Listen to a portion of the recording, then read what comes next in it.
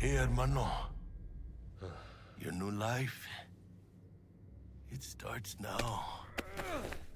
Cyberpunk 2077, the massive success developed and published by CDProjekt Red with over 35 million copies sold to date. It's an absolutely massive futuristic sci-fi dystopia blending flavors from GTA, The Witcher, and D&D. So why does it feel like it falls short mechanically? What is it about the world's design that makes the players lose themselves, and where does it seem to lose focus? Welcome everyone to Worst RPG Ever, the series where I play a bunch of RPGs and give my retrospective on the good, the bad, and the ugly of the game's design. If your algorithm is anything like mine, you may have seen this video by Mr. Josh Strife Hayes and discovered that the magic of this game, the beautiful massive world and its multitude of diverse stories and the overarching meta-narrative, weren't discussed as much in favor of the areas it, admittedly, lacked. I felt the need to add some details that I believe are worth mentioning, as well as pointing to some of the notes mentioned in that video.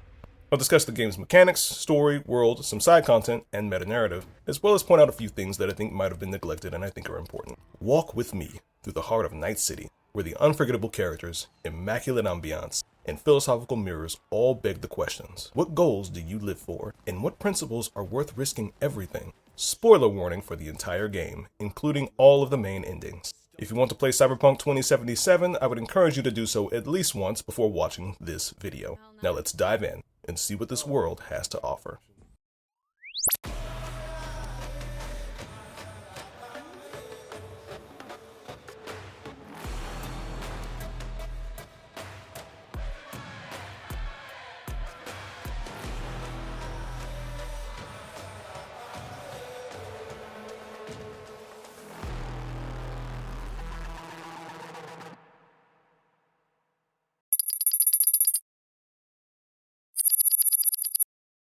The game series began in 1988 with the classic tabletop RPG, Cyberpunk 2013, designed by Mike Pondsmith, with inspiration drawn from other famous works of dark dystopian science fiction. The word cyberpunk is itself a subgenre of science fiction that concentrates on the disenfranchised members of a futuristic society of despotic governments. Following several major wars and economic collapse, the European common market and Japan emerged as global superpowers, and the Soviet Union never collapsed. Massive megacorporations, or megacorps, have arisen from this worldwide disaster as the primary concentrations of political power. War reduced the Middle East to a nuclear desert, which resulted in widespread famine and land blight. And in the absence of arable land, humanity developed methods of producing synthetic food to survive. Most of the population have cybernetically enhanced bodies and organs via implants such as artificial eyes and cyberbrains, features you might expect in a hyper-futuristic show like Ghost in the Shell.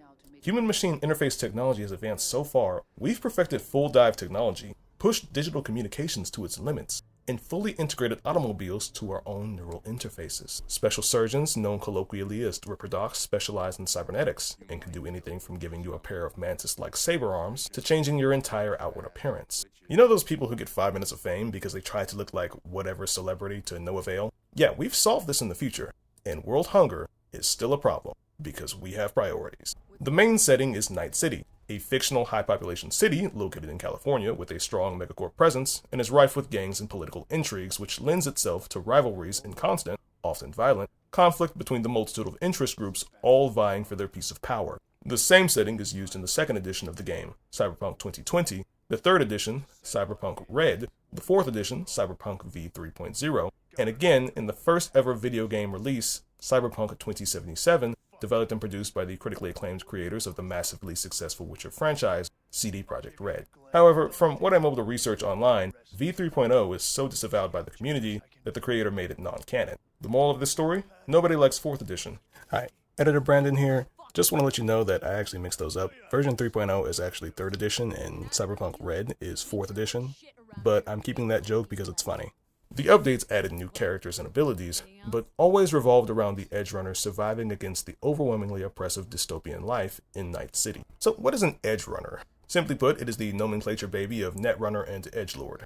A person who lives life on the edge, pushing the boundaries of what's possible in both terms of what is lawful and what is achievable by an individual. They are people who yearn to be considered among the legends of Night City and have their name immortalized among the streets. Most who live this lifestyle die in vain attempts at glory. Those who find some level of success, while remembered infamously, still don't find themselves with their imagined happy endings, and the same is true for us. Edge runners fall under the different roles, that's classes for the D&D people, of netrunners, solos, fixers, nomads, rockers, techies, corporates, and medias. Netrunners are super hackers who use their knowledge of the net and programming to infiltrate, control, and disrupt systems. Solos are direct combat specialists who focus on their skills with battle and weaponry through cybernetic enhancements. Fixers are street middlemen. They acquire contracts, manage clients, and connections. Nomads live out on the outskirts of Night City in moving vans and camps and a sort of hardcore van life mixed in with a little bit of Mad Max. Rockers are anti-authoritarians who take a strong stance against the machinations of megacorps in the form of art,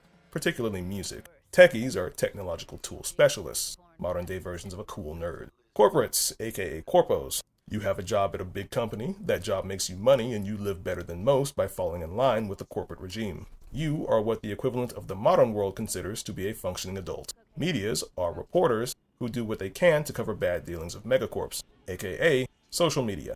Later editions added additional roles, and we'll see examples as we play the game. In a world of disarray ruled by despots, we're here to set out and climb the ranks of street power to right the wrongs of society through the power of justice and humanity. Because that's the American way, right? Wrong. You play as a character named V, a street mercenary who's doing what they can to scrape by.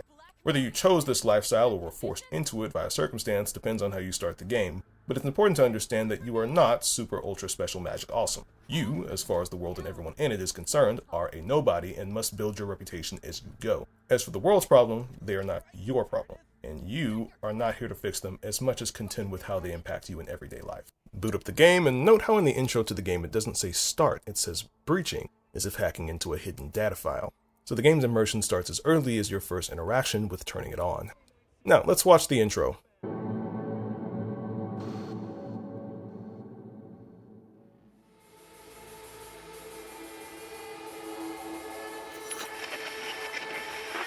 Good morning, Night City! Yesterday's body count lottery rounded out to a solid and sturdy 30.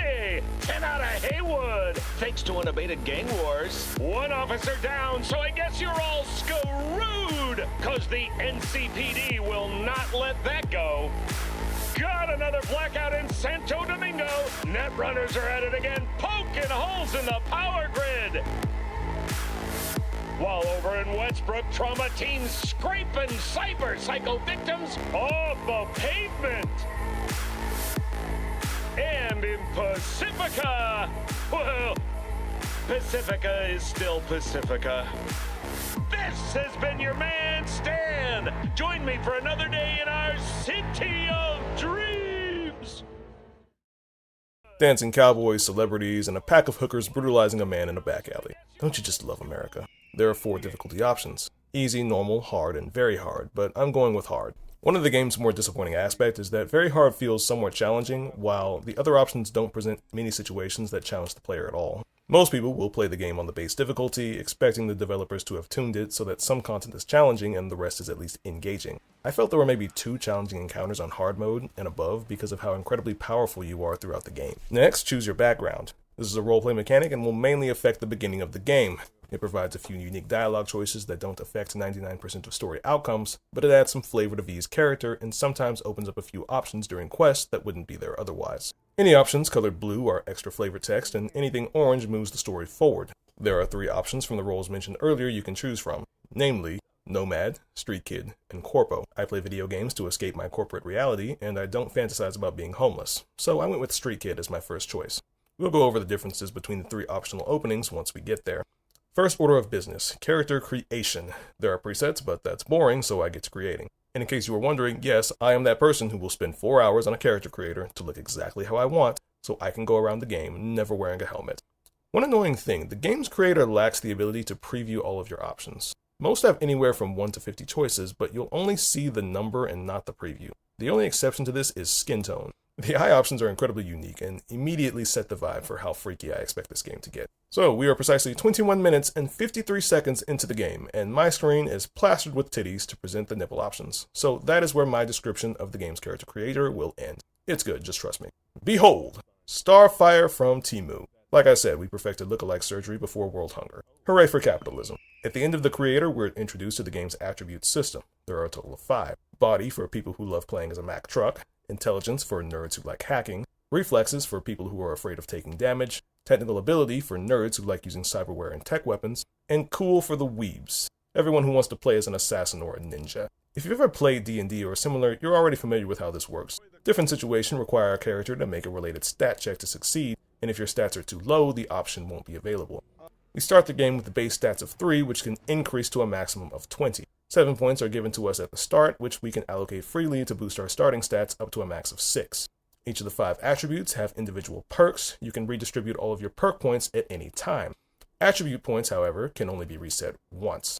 You earn additional perk points, either through leveling up or by completing in-game specialist objectives, and the game will explain precisely none of this. You can gain a total of 50 additional attribute points. For now, I'm aiming for a sort of futuristic hacker and ninja build with some focus on intelligence, technical ability, and cool to match our background. The main gameplay loop revolves around completing quests, called gigs, which range from boxing matches to street races to murder to reverse kidnapping to this random guy with mega cyber herpes. They're called gigs because we do gig work. We're not a corporate employee anymore, we're a mercenary on our own with no stable supply of income. Several quests have extended quest lines following the stories of the supporting cast members, and there are a lot of characters, 4 of which are key to the main story paths. Let's start with the Nomad origin. We've been exiled from our Nomad family and are on our way to Night City. Quick aside, I'm playing the game on ultra settings and my shadow and color rendering parts start getting glitchy. I turn on path tracing and the game crashes, giving me a cool little pop-up telling me that Cyberpunk has flatlined, which is the game's term for when someone dies. In the 80 hours or so I spent playing the game only crashed on me about twice, so that's pretty stable given the game's initial release. We switch some wires, start the car, and apparently we're looking for Jackie. Before we go, the sheriff pulls in. He's a prick, so we leave, and the car tutorial controls aren't exactly correct. So look here, it says use the left trigger to brake, but this is also how you put the car into reverse. I like how the car stutters constantly and really makes you feel the jank you're working with. In an amazing visual touch, if you look out at the vast wasteland, Night City is the sole distant source of light on the horizon. One place the game constantly excels is its visual representation and how it relates to the core themes. Pull up to a beat-up trailer and meet Jackie Wells. We've got stolen corporate goods to smuggle into the city. Pay off the officer with what little money we have, leave, and find out that it's actually an ambush. The corporation is onto us and it's time for a drive-by tutorial. This encounter is cool, but one thing I hate about it is that shooting the tires does absolutely nothing. You have to aim at the combatants. Vehicles in this game don't have complicated interactions like aiming at specific parts. They're just an object with hit points. Pull into the garage and it turns out that Jackie planned to ditch us without pay, but after the whole incident figures we're alright and joins up with us. If you choose Street Kid, the game immediately presents our character right in the aftermath of some nasty business. Pepe, the barkeep, is in bad debt with the loan shark after borrowing some money to throw a party for his brother who got out of prison. There are a lot of terrible reasons to go into debt, and this is one of a million. We agree to talk to Kirk, who thinks he's cool, but really he's just an asshole. He tells us to head to Embers to rob a car, which is a detail we'll call back later. I've got to hand it to the developers. The vibes at the bar are immaculate. You've got people playing pool, the patrons at the bar in dramatic get-ups, the overwhelmingly loud music, customers sitting down and having a full-on conversation. The way they make every corner of this game feel alive by just being here is incredible. 30 seconds in and I feel like I'm in a brand new world just by how it's managed to set the atmosphere down to the details on this magazine.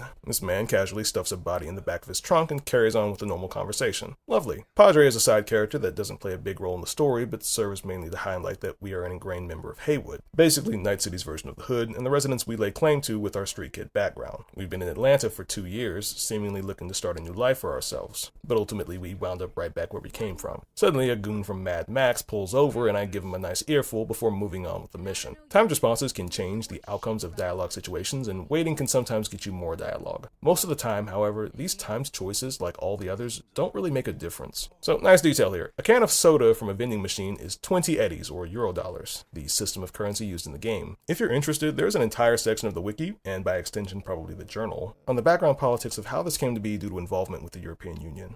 I cannot stress enough the clear amount of time and love that went into creating a totally immersive experience in this game, and every time I look deeper, I'm reminded just how disappointing it is, how little it's stressed throughout the story. Jack the car, and of course the heist goes wrong. Jackie's here for the exact same theft, and the delay he causes results in us getting caught by this policeman. He's a former Haywood resident, and this will never be relevant. He lets us loose, and after talking with Jackie, turns out he's actually not a bad guy and invites me to afternoon tea. Now the corpo intro. We're popping pills in the company bathroom and get a call from Jackie, who's worried about us, when suddenly someone walks in. If you pay close enough attention, you'll notice this was the same man whose car you attempted to steal in the Street Kid opening. In the company foyer, you can hear the Arasaka history playing in the atrium, and this caught my attention for two reasons. First, they didn't have to include this. We already know that Arasaka is a big, powerful corporation, but this gives it character. They have a proud familial heritage rooted in Japan, and this is something echoed very strongly in real life. I've personally worked for a Japanese company for many years, and there is a section of the office dedicated to sharing the history of the company's founding, complete with videos and radio messages on loop, just like this one. Whoever added this bit, kudos to you for nailing the vibe. You can also find this chip in the hallway that names the big 5 corporations in Night City, celebrating how Biotechnica offers us 6 full paid vacation days a year, Nightcore mandatory work week reduced to 80 hours.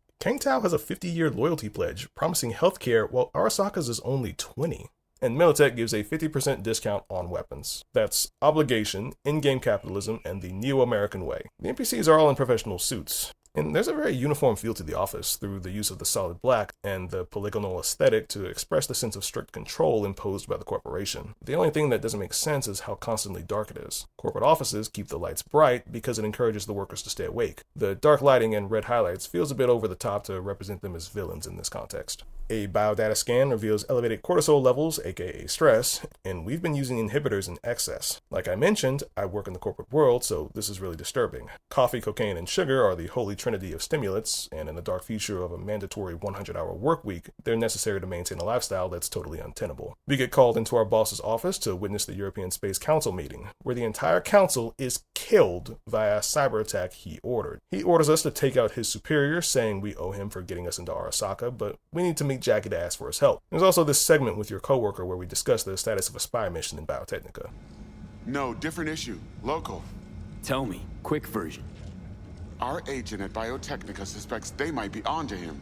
Within 15 minutes of starting this opening, we've been thrown into the midst of corporate espionage, murder plots, and internal disputes. An immaculate setup with all the makings of an amazing, intricate plot that will go absolutely nowhere. Head to Lizzie's bar and admire the skyline while our life coach calls us about those biometrics we just mentioned. Company perks really are just something else. Immediately get assaulted by 3 goons who are completely outmatched. Note the dramatic aesthetic shift from strict corporate control to street trash piled high, smoking, loud music, people in risque outfits. The vibe is just unmatched. Suddenly, 2 Arasaka suits pull up, and in mere moments, our bank accounts are drained and our company cybernetics cease functioning. But Jackie tells us that we haven't lost everything, and it's time to start anew. No matter which origin path you pick, you'll wind up hearing a montage of our relationship with Jackie, getting into bar fights, heists, and meeting Jackie's mom. So let's talk about each of these bits. They all start with looking at ourselves in a mirror. This is a trick to acquaint the player with their appearance, and gives us a chance to immerse ourselves in what would be much more significant if 99% of the gameplay wasn't in first person.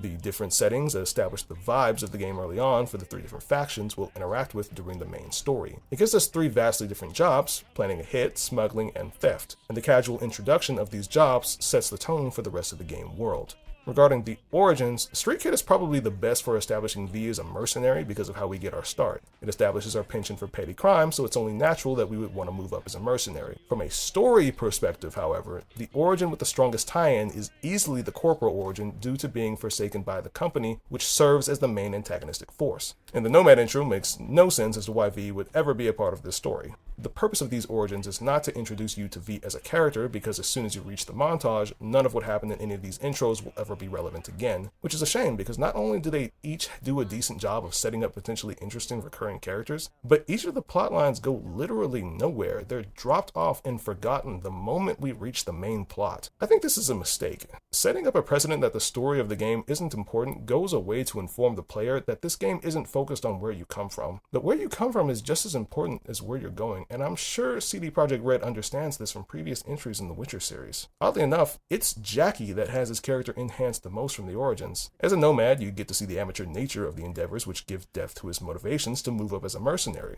As a corpo, we see that he looks out for his friends and family, which establishes him as loyal and reliable. As a street kid, he demonstrates a willingness for violence and risky work. I think playing all 3 openings before deciding on a definitive path makes Jackie a more interesting character simply by giving us more time with him. It goes to show just how well defined he is within the narrative despite the multiple paths we're able to meet him on, and that's a sign of really good character writing. It also makes it all that more of a shame that V couldn't get the same treatment. Their most defining feature is that they're strong-willed, and that's it. So the point of these intros is to introduce us to different aspects of dystopic society and how the world order runs everyone in it into the ground. The nomads don't have much in the way of resources, but they have support from one another unless you're an outcast. Street gangs have a code they live by, but are flooded with violent competition from rivals. And the corporations have money, resources, and power, but are prone to constant infighting. By separating the rest of the game from each of these origins, V is used as a vehicle to tell us more about the world. And V as a vehicle is a theme that will, unfortunately, continue. After the montage, we pull up to the location and Jackie hands me a chip. This is quite possibly my favorite tutorial section ever. It's optional, but you can inject the chip and get put into a jarhead training simulator. Old school military movies are a guilty pleasure of mine, so it makes me pretty excited, but then our netrunner T-Bug mods the program to get right into the simulation. T-Bug is voiced by Cynthia K. Williams, a veteran actress with a wide variety of acting roles across various shows such as Marvel's What If and Prison Break. She has a mature yet sarcastic tone to the character. Notice how everything the game does enhances the wider world. The program was created by Militech. They're run just like a military and focus on weapons and combat training. The chip system used for this simulation also lays the groundwork for the data shards we can find, which give us XP in the different specializations. Walk in and pick up the gun. You can equip a weapon from the ground, or you can pick it up and it will go into your inventory. Picking up a weapon when you don't have one causes it to equip itself automatically, which is the same as how it works in the overworld. Josh's video goes on about this, and maybe it really is something I take for granted, but I trust in the finite amount of brain cells that gamers have to understand that they're being taught 2 different things at the same time. Typical shooter controls plus pistols can be fully automatic. Different weapon types have different effects and will be useful in different situations. We also learn about items which are indicated on the bottom left. There is no individual tutorial for grenades, but it's also shown on the bottom left the same way as health items are and is used by the button indicated in the exact same fashion. There are multiple types of guns and melee weapons, including special tech weapons and smart weapons. These can be anywhere from levels 1 to 5, and you can also find unique iconic weapons which have special abilities and the capacity to be upgraded using weapon parts which are received either as drops or by breaking down spare weapons. But you'll probably never do this because it's always much simpler and faster to just use the next weapon that drops with higher stats. There are a few important stats, but the only one I ever cared about during my entire 70+ hour playthrough with this game is DPS. Even then, I beat most of my enemies by throwing a knife into their face because melee weapons are overpowered in every futuristic action RPG. Cyberpunk is no exception. There is also a weapon mod system the game will never explain that allows you to slot stat boosts and abilities. Next is hacking, which is one of the more unique elements. You can hack any enemies or devices to create different kinds of effects, or even kill them remotely. Next is stealth, and we also learn about Breach Protocol, a low-level hacking minigame that can extract data and other special loot and money out of terminals. We finish up with a melee combat tutorial and this really stupid final test where I face 3 guys who have guns with my sword. The final tutorial is the live mission with Jackie, which gives us the chance to use everything we just learned all at once. Now, does it break the narrative flow? Yes, it takes you out of the real world and out of time into an unrelated simulation. It's broken up into a set of distinct tutorials followed by one that's built into the flow of the game, but I don't find this to be a problem because it builds on the game's main focus, the massive and detailed world. I think it's a heavy exaggeration to call this, quote, one of the worst tutorial segments both mechanically and narratively. I think that glory belongs solidly to the enhanced edition of Baldur's Gate 1. Cyberpunk gives the player every tool they need and expands the larger world. This focus on world building is both awe-inspiring as well as detrimental to the narrative as a whole, but I'll get to that. Once inside, there is a woman's corpse splayed out on a table. She was getting black market tech, but she is horribly mutilated and died. It calls to mind stories of people who receive plastic surgery through black market doctors and face horrible consequences due to malpractices. It's a very disturbing tie-in to a real-world problem. Find the victim in a tub and give her a good old shot of chemicals to the heart, and here is where the game starts to show one of the more unfortunate problems. Despite the prompt and timer, you don't really have any agency in the results of this mission. What happens if I don't press the prompt in time? Need to know what's going on. Jackie, air hypo. Fuck, this is bad. Hey, catch, vato!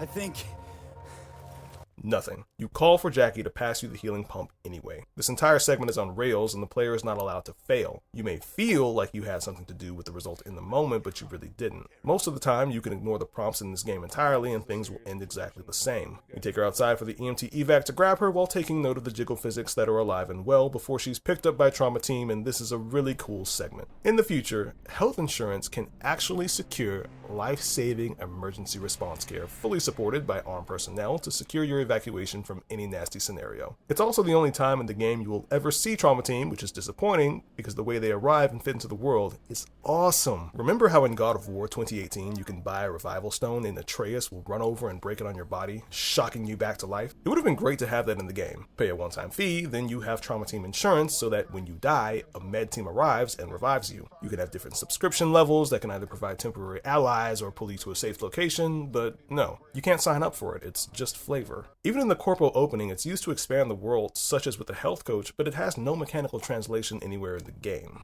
I feel the call of the void. Okay, RPG test. Is there fall damage? Jump off and die. Probably. Yep, I can. Yep.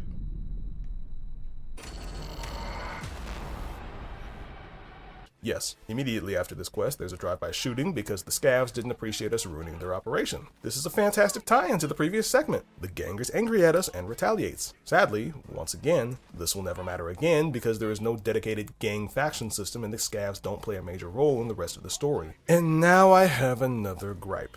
As many ideas that have been packed into this world, there are practically no long-term effects that result from any of it. You can find various wanted members of gangs around the city, the Valentinos, the Animals, the Tiger Claws, and you can kill as many of them as you want for loot, and none of the gangs will care or even acknowledge them. To drive this point home, later on in the game, I'll visit Pacifica and we'll see exactly where the main story's immersion shatters. Back to Josh's video, which makes a strong point about how this ride with Jackie sets up a lot of the game's narrative pacing. We sit in cars and talk to people a lot, but I don't think that it takes away from the narrative delivery as much as it enhances the atmosphere. But I also don't think the several examples used do a good job of painting the whole scenario. To take his example from the corpo opening, when we meet Jackie for the first time, it's not sitting and talking. It's taking his call where he clearly expresses his concern for us as a friend. He knows we're not doing well, and the dialogue between us lets us know this is someone we trust. And the relationship between us is established in the very first scene of the game.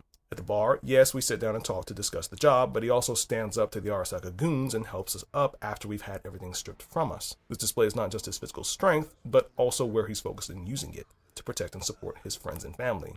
When we meet Rogue in Johnny's memory, she's clearly about action as she boards a helicopter preparing to assault Arasaka Tower. When you find her again in the present, she's a well-respected authority at the afterlife whose in-person appearance is enhanced by the experiences shared with us via conversation with both Johnny and Takamura. When we pay her fee and start the quest, she uses this moment to show off just how well-connected and well-prepared she is while still holding the appeal of her introduction via word of mouth as being someone who takes initiative by having all of the information we need the very next day. She also treats us to a glass of fancy alcohol, demonstrating that she has good business courtesy. She's expensive, in particular, because she is that good of a fixer. This is done as a massive contrast to Dexter Deshawn. Deshawn goes on about how he's a big deal, but not only does he have incomplete information on his client and the target of his heist, but he also lets it slip that he was intimidated from further investigation by a group from Pacifica. He's got gaudy watches, a gold-plated arm, and smokes a fancy cigar, but just like his hotbox of a car, it's all smoke. What he offers us is a lot of pomp. But if you listen to what the Maelstrom gang and what others also have to say about him, his false veneer of a big-time fixer falls to shambles. You know, you never did say who sent you. Never did say who you're working for. Dexter Deshawn. That's who. Dexter Deshawn. The lord ass who punching animal fucked half of Pacifica? He's playing you for chumps. And of course, Jackie, being an amateur himself, falls for this. The part Dex plays in the meta-narrative framework is complete after you find his body later. Taking the time to sit and talk with prospective clients and fixers may make the game less engaging since you just sit while having a regular conversation, but there's a certain level of intimacy involved in sitting close to someone confined in a moving car. It may be a safe space in the game, but Dex is a stranger, and getting into his car for me was an uncomfortably vulnerable experience. There are times in the past when I've had to get rides from people I barely knew. Maybe the cars were dirty or smelled of cigars, or maybe I didn't know the route they were taking me on. The ride with Dex to me felt more like an intimidation tactic, whereas the ride with Pan Am time was significantly more comforting because we were legitimately getting to know her. Compare how he speaks versus several others we meet in the same manner, and the contrast really starts to shine through. If you don't really care for this element and favor a different form of narrative progression, then these scenes can easily make the experience feel kind of monotonous. If you favor being immersed in the atmosphere, I find these moments highlight the main focus of the game, the vibes. Regarding the comparison of powerful introductions to characters using examples from the games like Expedition 33, I agree that Renoir makes a powerful entrance. Talking about main villains, I believe a more appropriate comparison can be made for Adam Smasher. No one needed to tell me that this Terminator-built motherfucker was a terrifying force because he never says a word unless he is enacting violence. No one needed to tell me that Rogue was the one in charge. When she said move, people moved. No one needed to tell me that Pan Am was a hothead. The first time we see her in-game is actually at the bar pushing angrily past a guard after taking a job from Rogue that went south.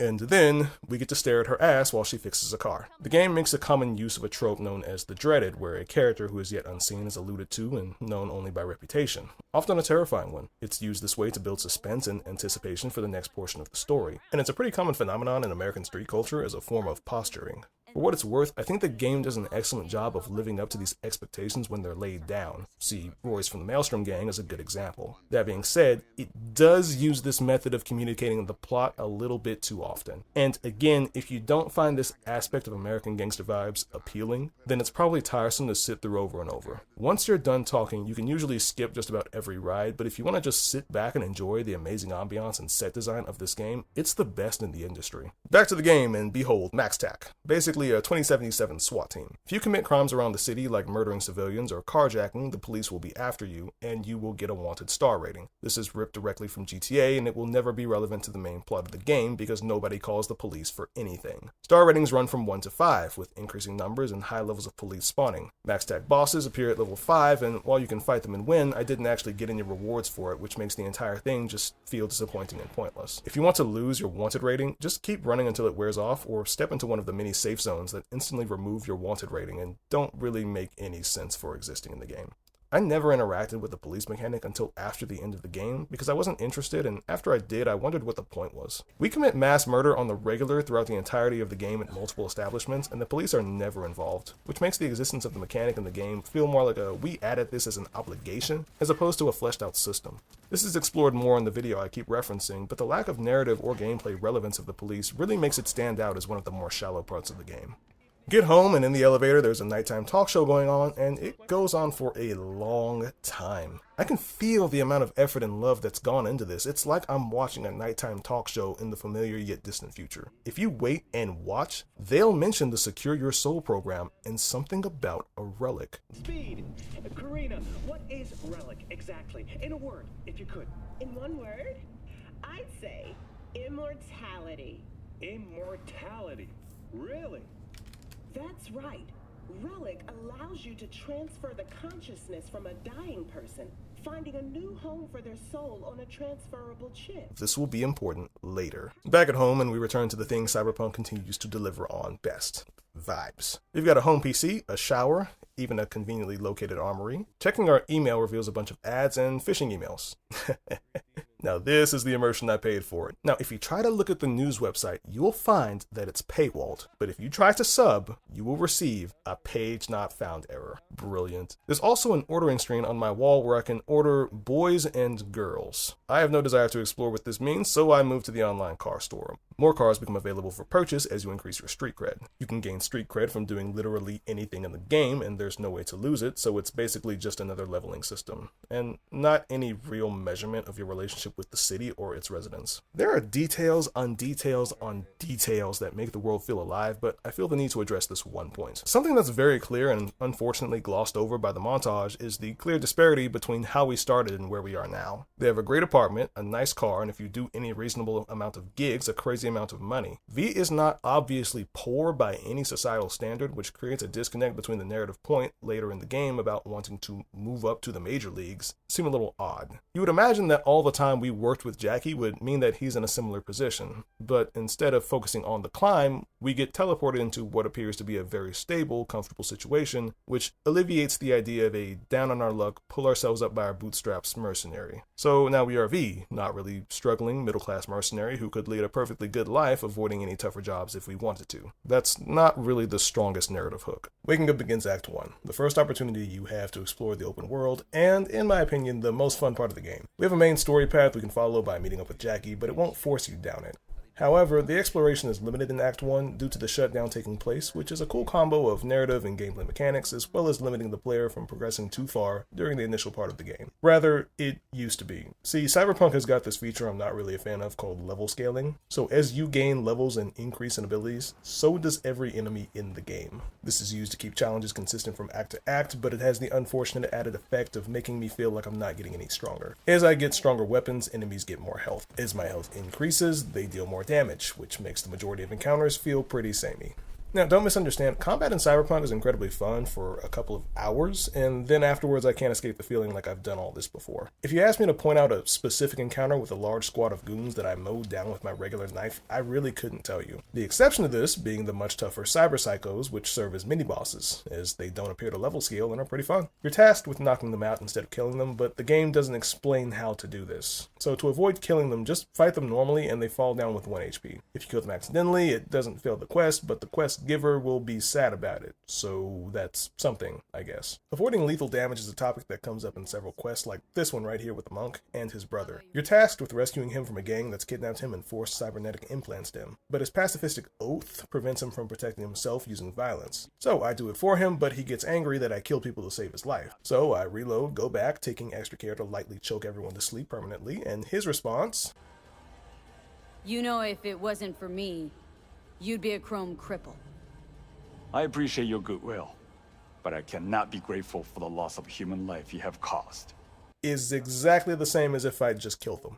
So apparently this is a bug, but from my point of view, there's no benefit to avoiding murder where an NPC suggests it. Whenever the game feels like the NPC should stay alive, all your weapons will deactivate whenever you point at them. Even if you do manage to somehow toss in a grenade or shoot near them, they won't take any damage. So you don't have to worry about damaging someone by accident like you would in a game like Dark Souls. Head downstairs and NPCs are everywhere and active. I cannot get over just how alive this place feels. Look, the police doing a wellness check, the crackhead shaking over in the corner, the people training down in the gym. There was clear effort put here, and I cannot get over the amazing vibe of Night City. But then I get a little too close and realize the eyes of the NPCs follow you in a way that cries out from the uncanny valley. I step out into the bustling city and it is gorgeous. Skylines, the noise, busy streets.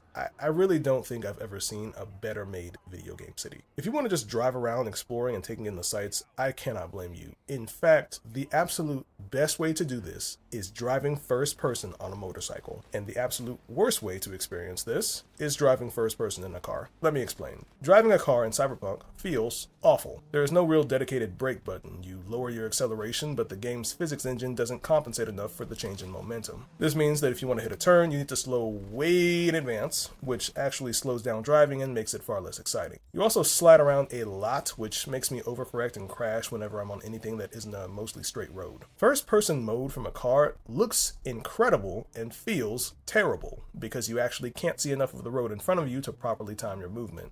So instead, you'll spend most of your time driving in third person, which feels significantly better, but is still terrible. Back to the main plot. Jackie's got a new job with a fixer named Dexter Deshawn, and this starts this annoying bit where if you don't answer characters immediately, they will express their impatience with a quick line.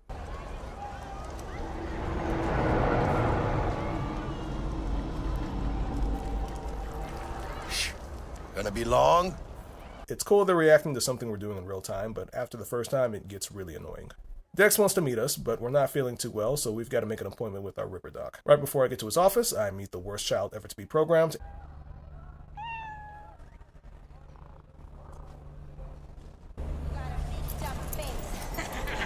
And I can't do a goddamn thing about it because Europeans have a problem with depicting digital child murder. If you can work around this, let me know because he has a big dumb face. Head downstairs and meet our main Ripper Doc, Victor Vector, voiced by Michael Gregory. Michael has a career spanning multiple decades and featuring in plenty of famous works, including major hits Cowboy Bebop, Trigun, and Dota 2. His voice really lends Victor a seasoned, no-nonsense caring uncle vibe that I wish we saw more of.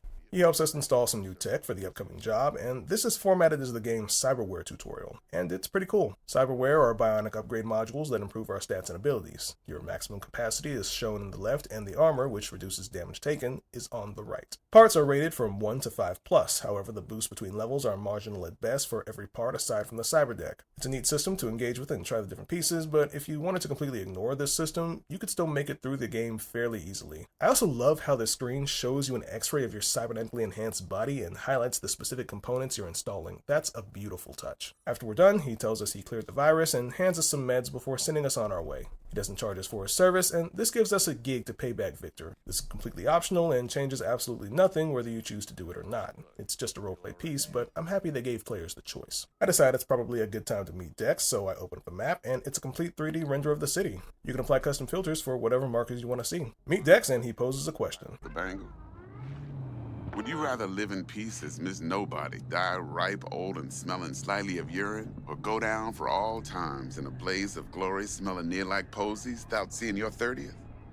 The target of the heist is a biochip, the same device from the Secure Your Soul program we saw on the show from earlier, which lets a user install their personality into a new body after they've died. To do this, there are two things he needs from us: to see the client and to secure an infiltration drone called a Flathead.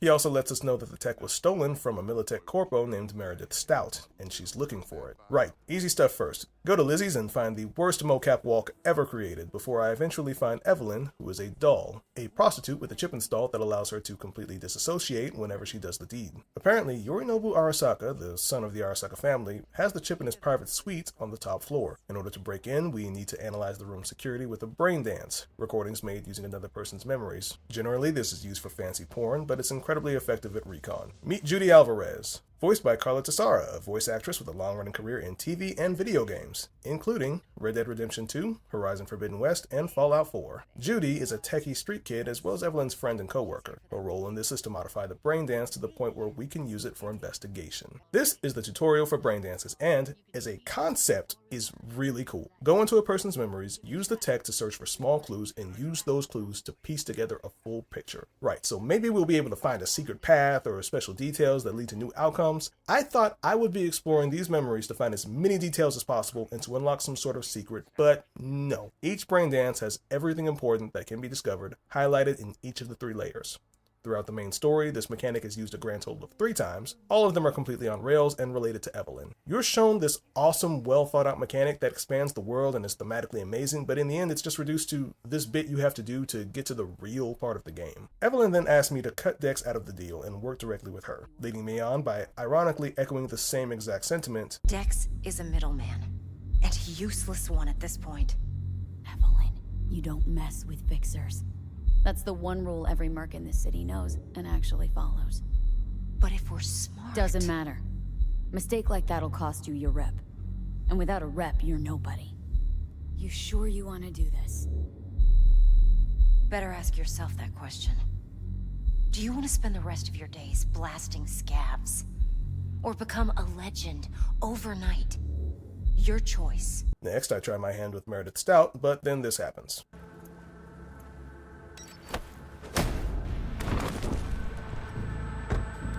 Thought you could blackmail me, bitch? Set conditions? She is not in the mood for games. We also get an interesting character moment here, where even though the man says, "I'm lying about bringing backup," she pulls out a drone to check just in case. Everything she says and does lays out exactly who she is, and clearly paints the anxiety she's going through due to the position she's been put in. She offers us a cred chip laced with the virus to pay Maelstrom off. But if you examine the chip in your inventory, you can copy and or erase the virus to get an incredibly powerful hack. And the way you do it is via the grid hacking mechanic introduced earlier in the game. So you have the story points of the cred chip combined with the gameplay mechanics to unlock secret items and story choices. 10 out of 10, no notes on this segment with Stout. With this, I head to Maelstrom Hideout where we meet Royce. He has no interest in honoring the old deal upon learning who hired us, so we have a couple of choices. No matter what choice you make, you'll need to fight your way out, but the difficulty depends on your previous choices. Remember what I said earlier about timed options not mattering most of the time? This is an exception. Never did say who you're working for. Dexter Deshawn. That's who. Dexter Deshawn. The lord ass who punching animal fucked half of Pacifica? So, gonna consider my offer now?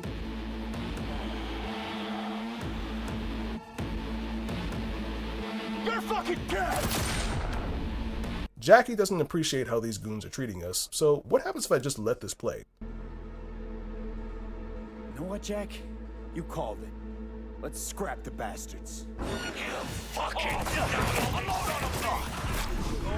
No matter what, if you don't pay them, you fight Maelstrom. But if you react fast enough, you can just shoot Royce in the head, which will skip an entire boss fight. Giving him the rigged chip will cause every member of the Maelstrom gang connected to their network to be fried by the hack we received. But you'll still have to fight your way out with far fewer enemies, on top of facing Royce in a battlesuit. But if you warn him about the virus, Militech will actually invade the area and you're forced to fight alongside Royce and the Maelstrom gang against an army of Militech soldiers. And another option that you can completely skip if you're not paying attention is that you can actually save Brick, the man Deshawn brokered a deal with to begin with. There are so many choices and ways that this can play out that all have unique consequences, but no matter what, you'll wind up with the flathead and you're ready to begin the operation. Back at the club, chat with the bartender, order 2 Johnny Silverhands, and she tells us the bar's tradition. Drinks are named after edge runners who die in Night City. She takes down Jackie's drink of choice, and this is 100% absolutely in no way any kind of foreshadowing for the way CDProjekt Red always treats their lovable secondary protagonists. In the back, we meet with everyone, and Dex utters this hilarious line. Part of the equation's missing then, clearly. That's why y'all gotta fix her. Anyone try to fuck you, they first gotta fuck their way through Dex Deshawn's 300-pound ass.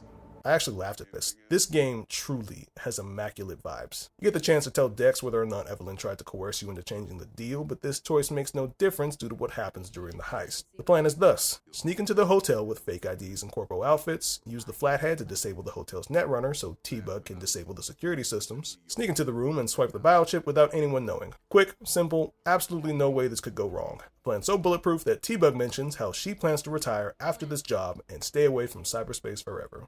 Again, this is 100% not foreshadowing for anything that is about to happen in the near future. Before continuing on the main mission, I use this opportunity to try some gigs. Setting your own waypoints and filtering on the map is relatively easy, and I see there's a local cyberpsycho quest which turns out to be a terrible idea because I get absolutely obliterated. These quests often require you to search around for evidence about the specific person's life, so there's always a backstory for the cyberpsycho victims. It seems they're always dealing with extreme stress, and then a triggering event happens which sets them off. Most stories seem to suggest that it's very difficult to tell if cyberpsychosis is actually real. Regina Jones, the fixer for the gigs, doesn't think so. Badly.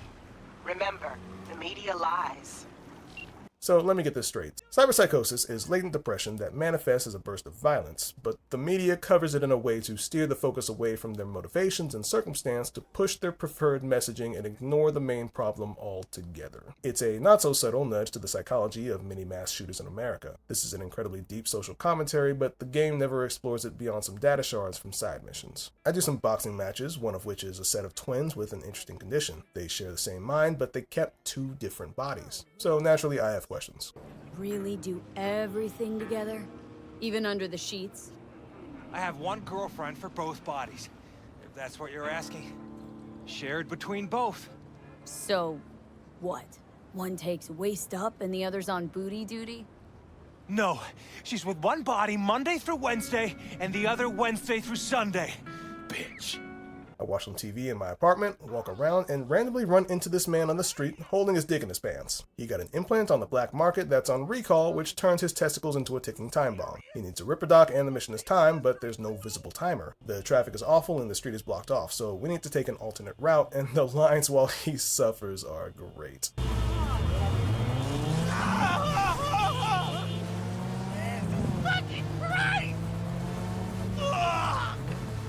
Really gotta keep yelling like that? You even know how much it hurts? Like I'm screwing a goddamn pencil sharpener! Well, suffer in silence, June. Heard what doesn't kill you makes you stronger. Real fucking funny! And if you don't manage to make it to a ripper in time, this happens.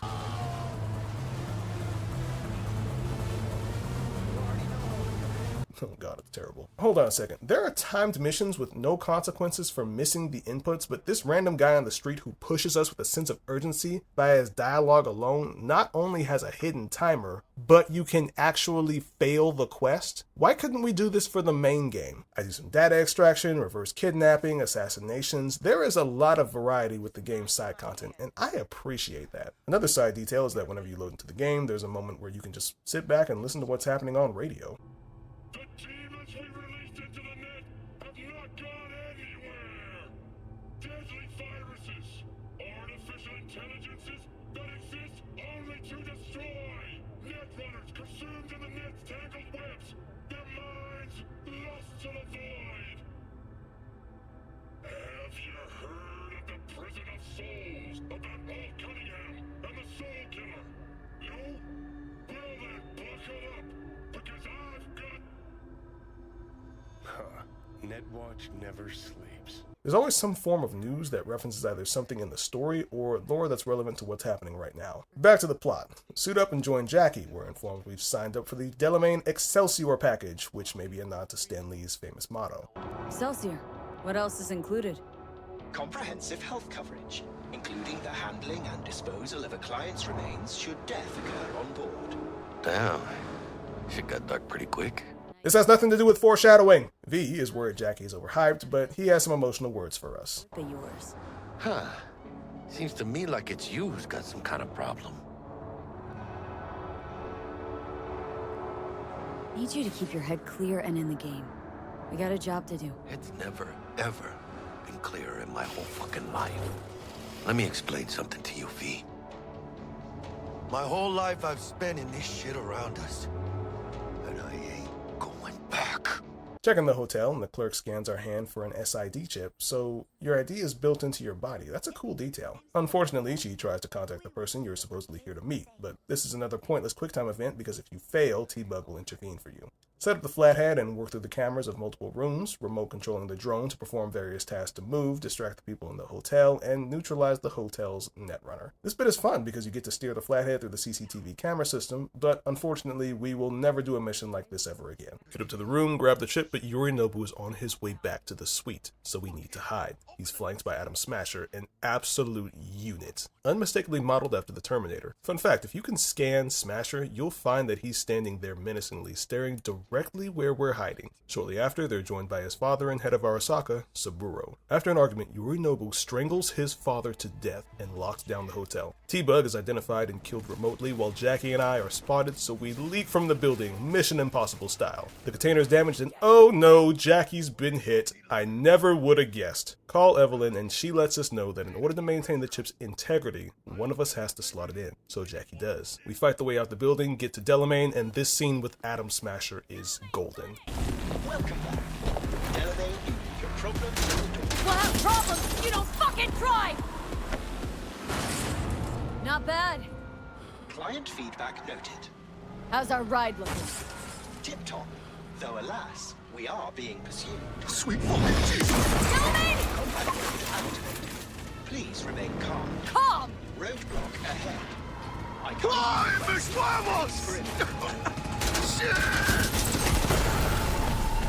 We escape, but surprise, surprise, Jackie doesn't make it. RIP Jackie. Honestly, I got spoiled by YouTube Shorts, but that's what happens when you wait 5 years to play this game. He passes us the biochip, and I choose to send Jackie to his mom.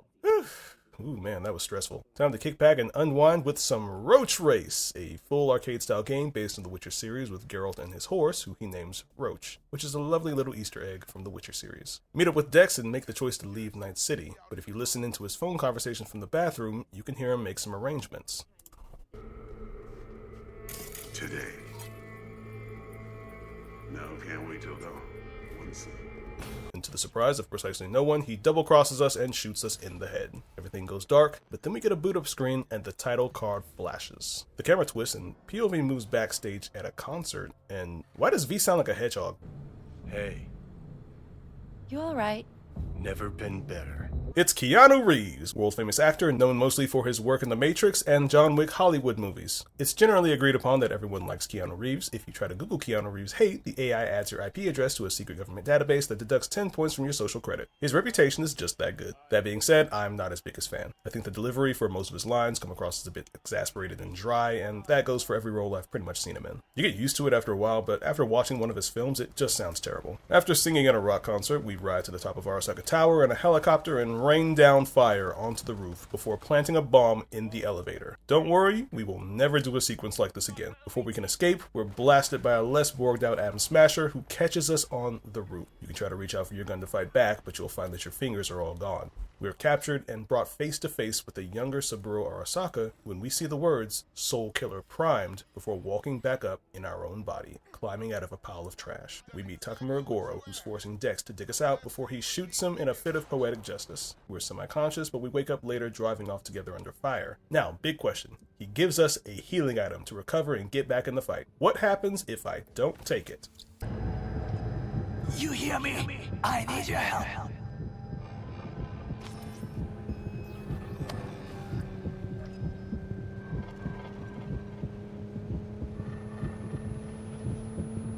Nanda? あれは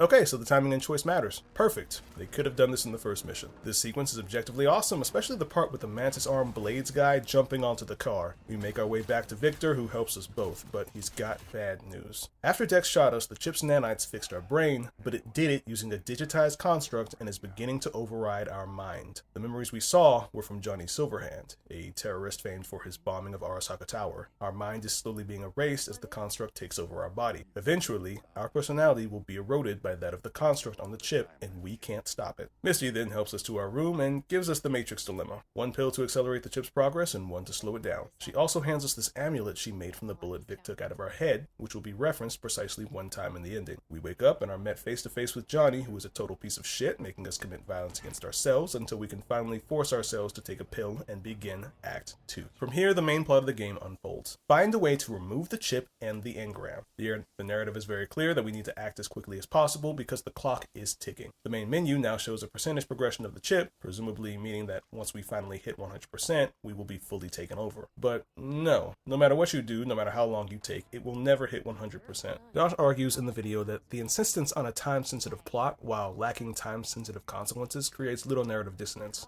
aka the YouTuber word for immersion that we are legally obligated to mention in at least one video. But A, it doesn't actually matter because nothing happens, and B, if you hurry, that means you won't be motivated to engage with any of the side content. And that's true, but I'm at a bit of a crossroads with this aspect of gameplay because let's think about that for 2 minutes. Having limited time to complete the game would be a terrible mechanical choice. Hellblade: Senua's Saga is another game that dabbles with a similar concept. Spoiler alert for Hellblade. If you haven't played it and you really want to, click ahead to the timestamp. Okay, here we go. The first time you die in Hellblade, you receive a black mark, and you're told the more you die, the more this mark will creep up towards your head. If it reaches your head, you must start the entire adventure all over again, meaning that your save file will be deleted. Except that's not true. It's a lie the game tells you in order to extend the same feeling of dread experienced by Senua to the player. You can die as much as you want, but eventually the mark just resets with no consequences. That feeling impressed onto the player through the narrative surrounding the main character is immersion. But if they actually went ahead and made that a gameplay feature, it would be awful. Imagine playing a game for 5 hours and then you die and the game tells you to start over from the beginning. A system that actively takes away the player's efforts or constrains the time they can play the game in the real world might be interesting from an artistic point of view, but it makes for awful gameplay.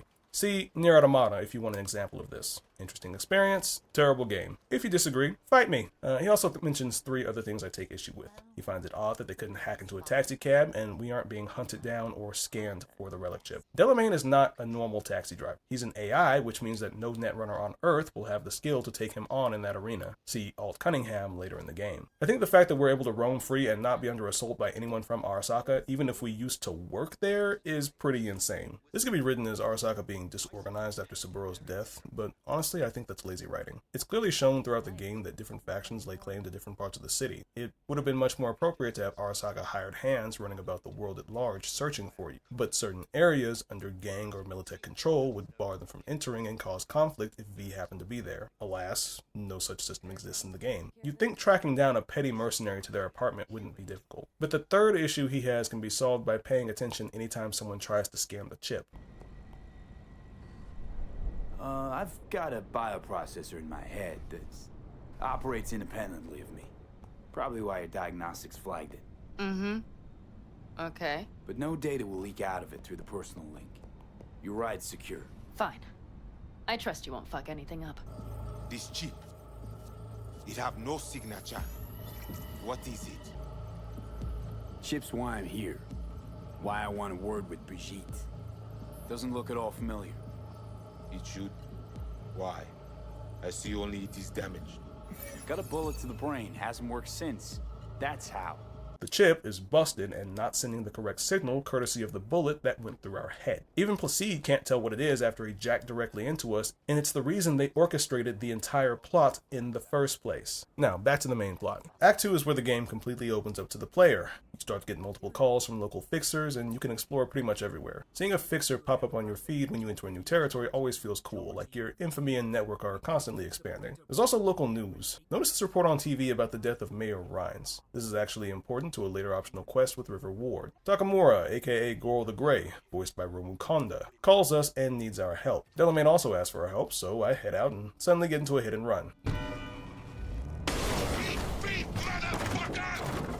What the hell? Which disables my car. Not a problem, GTA has prepared me for this exact situation. I can walk.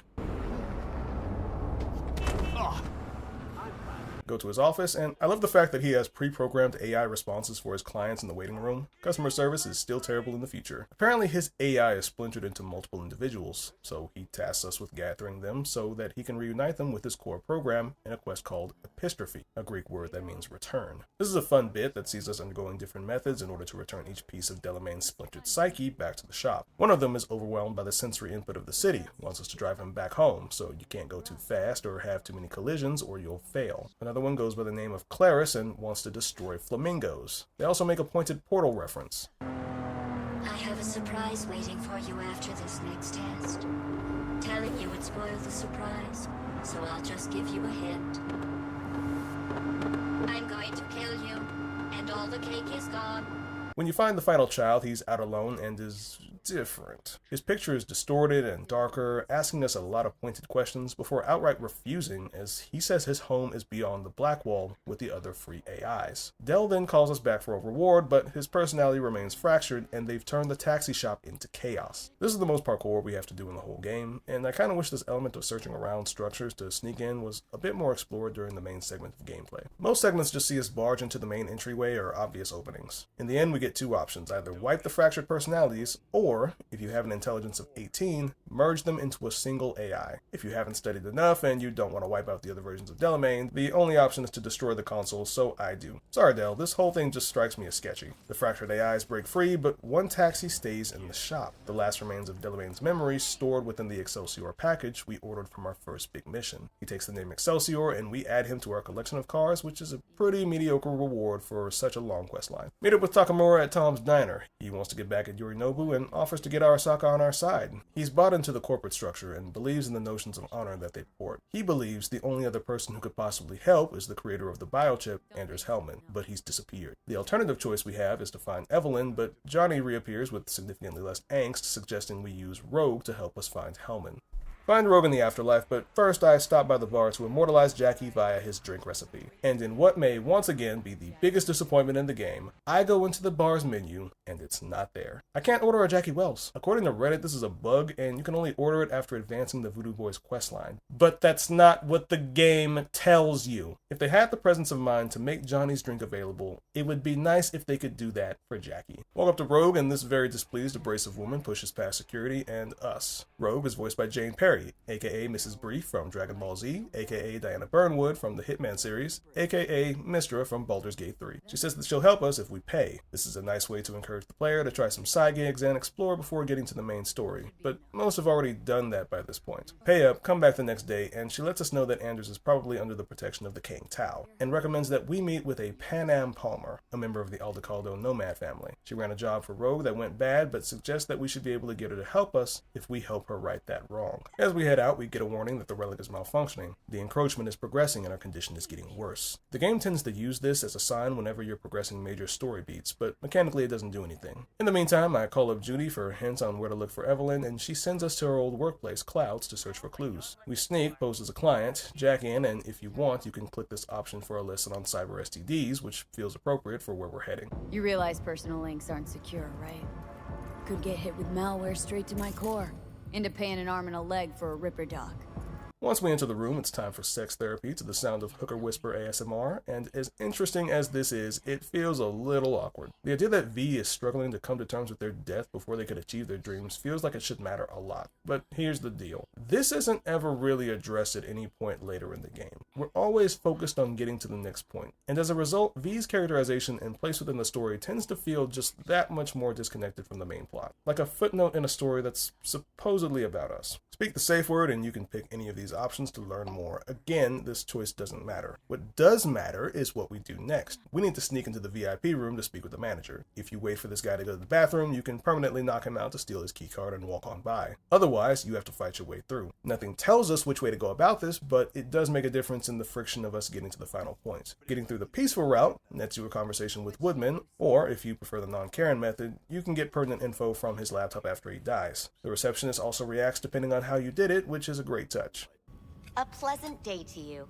The next time you have that urge for Cloud, don't wait. Hey, I don't know anything. I just work here.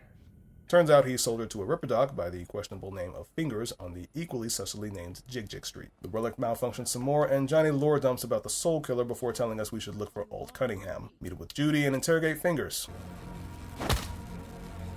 This warrants no further explanation. She was taken away by a gang with the Death's Head symbol in order to make extreme brain dances, like the kind we first experienced back in Judy's office. This shady guy in the trench coat sells them. Shocking. This is another disappointment. Remember how I mentioned that there are no secrets or extra features unlockable from brain dances? This guy sells brain dances in his shop, so it looks like there may be some secret quests or Easter eggs there, but no. If you buy them, you're unable to use them because apparently it's incompatible with V's hardware. But we have Judy and we can use BDs for other plot relevant moments, so how does this make any sense? After this, we never have to use BDs again for the main story, which makes them feel like one more aspect of ever expanding feature creep. Use the clues in the XBD to find where it was made, and this is one of my favorite moments in the game. This worker, upset with the conditions of the job, quits. She literally just ups and leaves after having a spat with the leader. I said it once and I will say it as many times as I can. The world in Cyberpunk never stops feeling alive. Break in and find Evelyn. There's a QuickTime event to yank the cable from Evelyn, but you cannot fail this event. Please, for the love of God, stop putting in QuickTime events if they don't matter. You guys made the Witcher 3 quest where we have to decide whether or not to put a fucking baby in an oven.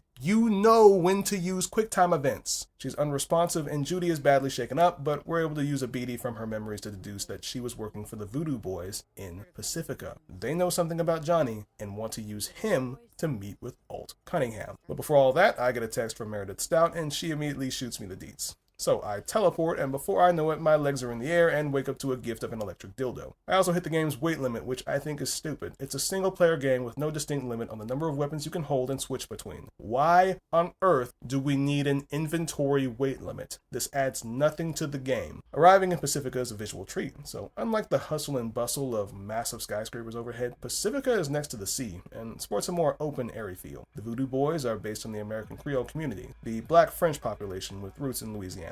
The hair, the accents, the focus on community above others. It is a beautifully adapted piece of the world. We meet Placide, who, aside from looking uncannily similar to Eric Preach, stands absolutely massive and intimidating as he beheads a chicken. I like that we get to see the aspects of his personality immediately through his presence. Throughout this whole walk we take to his office, he barely says a word without prompting. He's kind to the local shop lady, he yanks our arm without regard. It's telling the full story without words, and shows that when CDProjekt Red wants to show you who a character is, they do it thoroughly. The Voodoo Boys are in constant conflict with Netwatch, a megacorp focused on cybersecurity who are responsible for maintaining the Black Wall.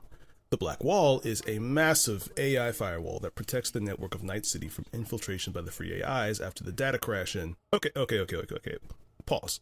Do you hear the massive lore dump I have to do to present this plot with all the relevant weight to the Cyberpunk universe? The data crash, the corporate wars, Agwe, the free AIs, the old net. The actual story of the game will never go out of its way to make any of these things seem relevant or important. But they're the foundations upon which the actual importance of what we're doing is built. The main story really needed a stronger connection to these events outside of a couple throwaway lines that the majority of players are going to ignore to focus on V's crisis.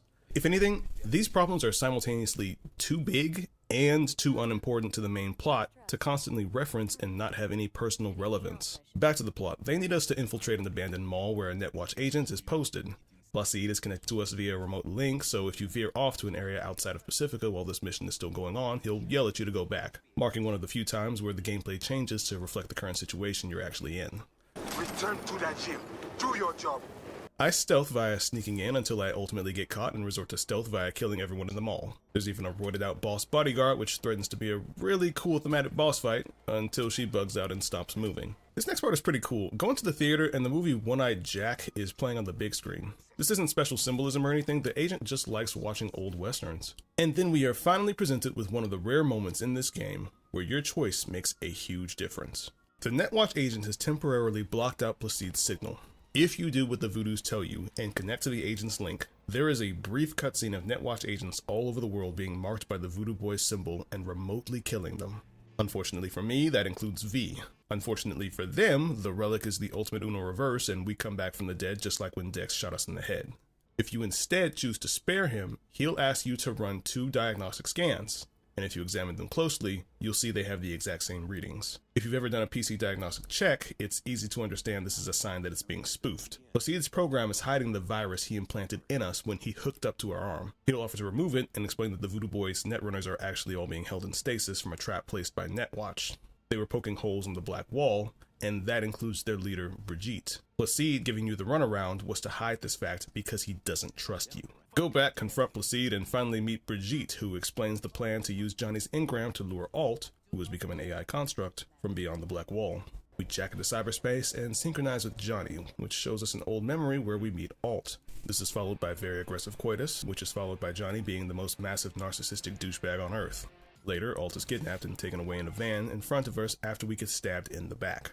We put together a team we will never see again aside from Rogue and break into where she's held, but it's too late. Her physical body is dead from Soul Killer and her mind is sent to the net. This also features more pointless time-gated options. If you don't press anything to punch him, you still do it because this is a replay of the memory and nothing you want actually matters. Stop doing this. This is Johnny's ultimate motivation for his attack on Arasaka Tower, which we already saw earlier. After the memory, we enter cyberspace and push towards the boundary of the net. This sequence feels trippy. Dive deeper. How it feels to chew 5 gum. Beyond there are no waters.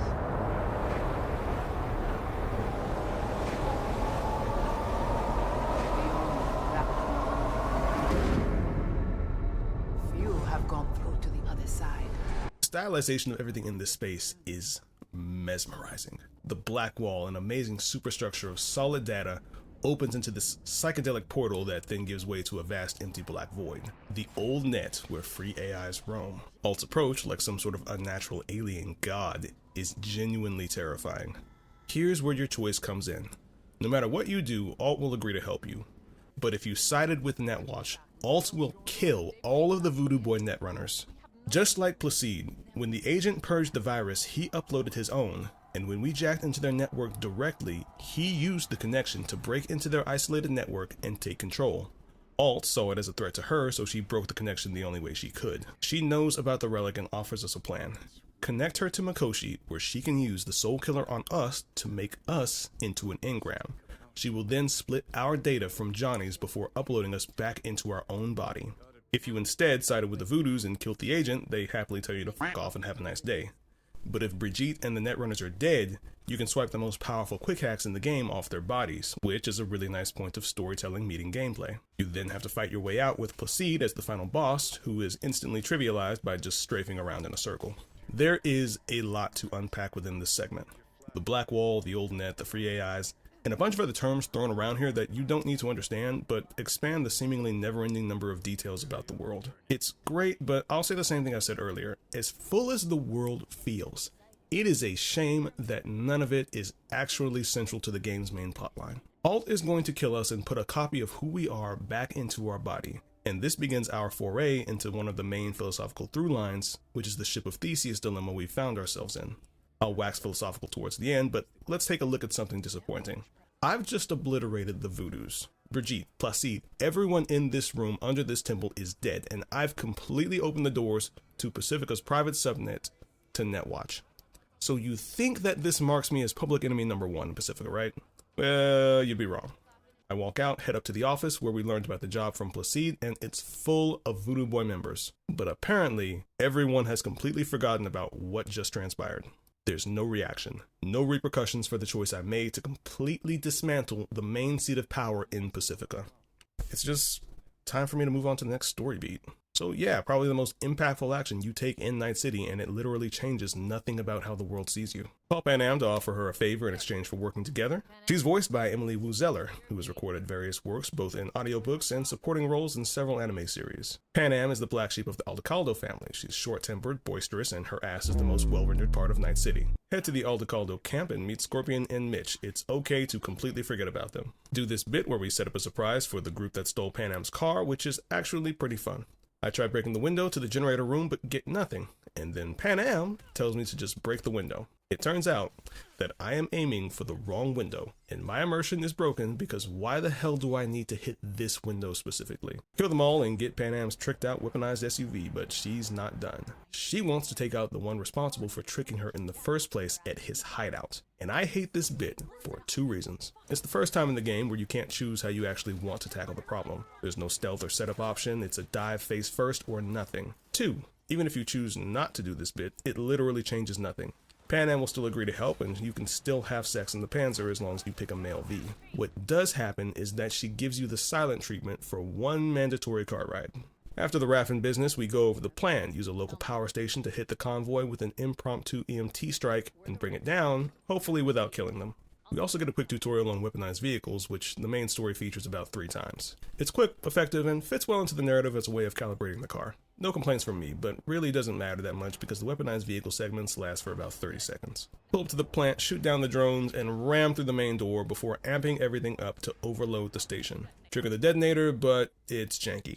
Alright, here we go. What happens if we just don't press the button? Fuck, V! Wake up! Right.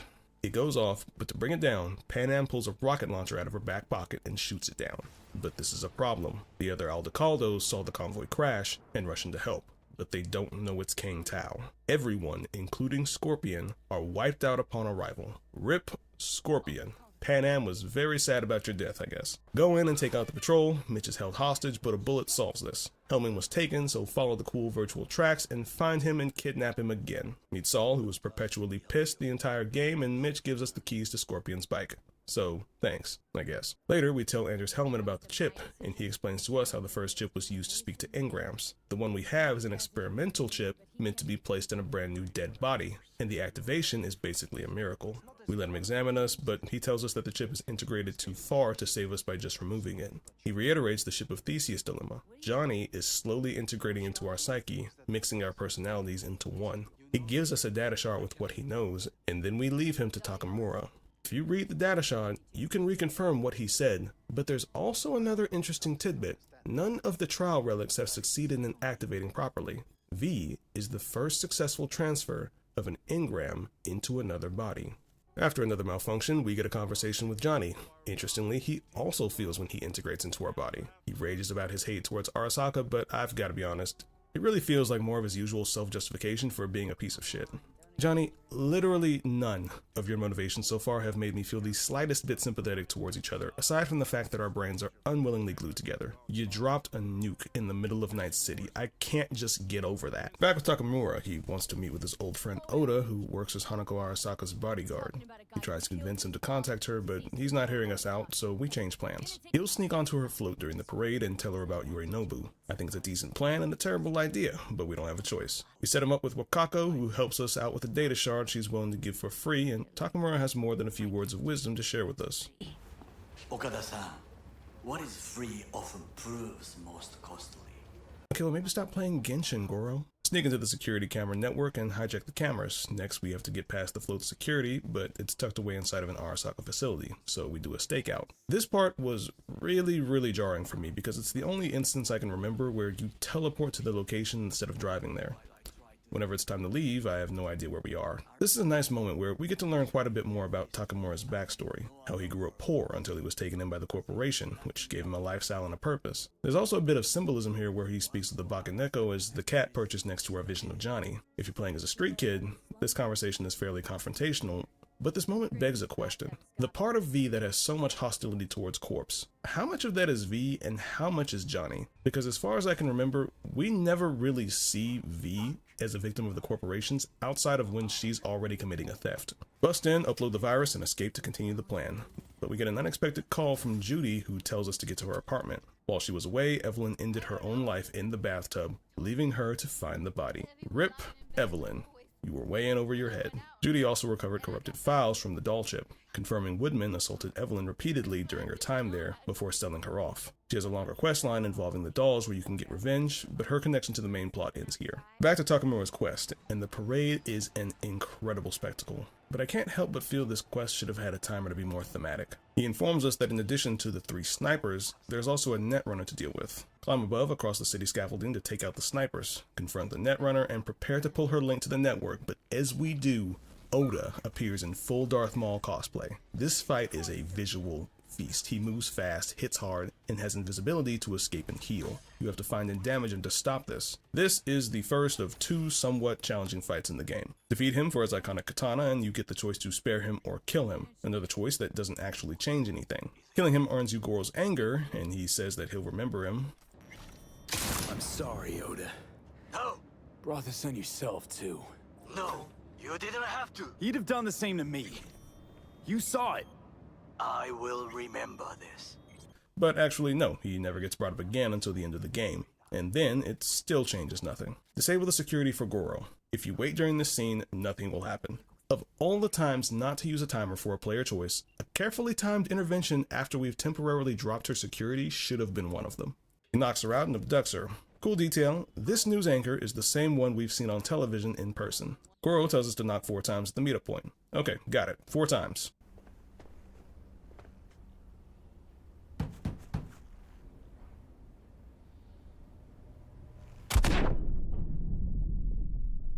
We tell her the truth, and she seems to waver a little when there's a sound at the door, and suddenly, Atom Smasher bursts through, and the apartment building collapses. The place is in disarray, smoke and fire fill the building, and Arasaka agents are everywhere. Johnny is urging you to leave and insists that Takamura is done for, and you have a choice that the game doesn't even hint at. You can go back up and save Takamura. This moment happens very fast, and if you exit the building, you lose him for the rest of the game. Make your way to the city outskirts to hole up in a hotel until there's a knock at the door. A woman has a message for us. She, like Evelyn, is a doll. Hanako is using the chip to speak to us through her, and she wants to meet us in person at Embers, the same place the story began if you were a street kid. If you've been on the internet long enough to see Cyberpunk memes, no doubt you've heard Embers mentioned a lot. After you reach this point, anytime you finish a quest, your objective will reset, telling you to meet Hanako at Embers. This is the point of no return, after which you will be prompted to choose an ending. More seizures, but this time Johnny says he's got us. But this time he exudes genuine concern and care for us. While we were passed out, he took control and moved us to an old hotel. He then points us to a cubby with dog tags belonging to his friend who sacrificed himself to save him during the war. He promised us that he will not interfere with being wiped from V's mind, but asks us to kill Smasher and take Rogue with us. He just has one request. Let him take over at the afterlife and talk her into helping us. For the sake of pacing, I'm going to go over the other preliminary quest lines before I discuss the endings. Back to Pan Am, Saul has been considering doing work for corporations, which has caused a split in the family. He's willing to do it if it benefits the family, while others don't see becoming reliant on megacorps to be good for their future. In Rebellion, Pan Am's come up with a plan along with the other dissenters to rob a train carrying a Militech prototype hover tank called a Panzer. There's even a segment during this mission to sit around a campfire and talk to the veterans about their experience in the old war. Hijack the train as planned, but Saul is pissed over the entire thing. If you're a male, this is where you get the totally voluntary sex scene.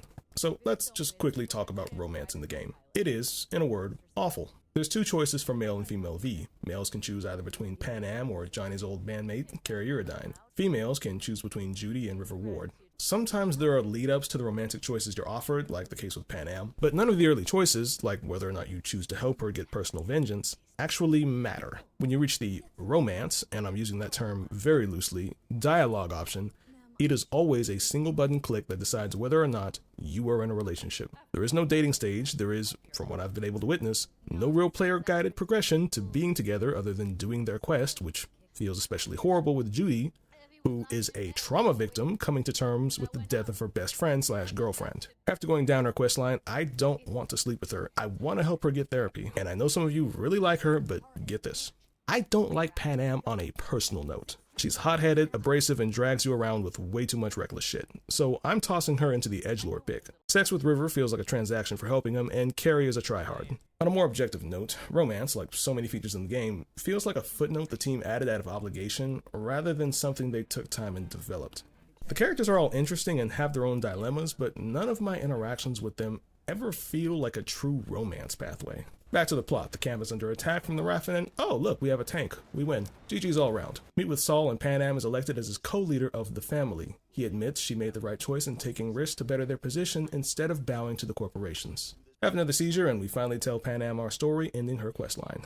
Next, I let Johnny carry out his plan, but instead of reaching out to Rogue like he promised, he takes us for a joyride of excess drinking, drugs, fights, and finally a car accident, courtesy of getting distracted by a stripper he tried to bring home in my car. Luckily, the concussion seems to have jogged his memory, and I wake up to Rogue watching over us. It turns out that amidst the partying, he actually managed to get the name of someone who works for Smasher, Jeremiah Grayson. Find him and convince him to tell us what we want to know via violence, and then there's this bit where we get to take Rogue on a date to this old drive-in movie theater. However, she can't shake her conflicted feelings and ultimately leaves. That's it for Rogue's quest. It's super short. Finally, after talking to everyone and setting up all of our support, it's time to meet Hanako at Embers. She offers to lead us to the Mikoshi access point if we testify as a witness against Yorinobu to the Arasaka executives. We collapse in the elevator and wake up back in Vic's clinic, where he hands you a gun and some more pills.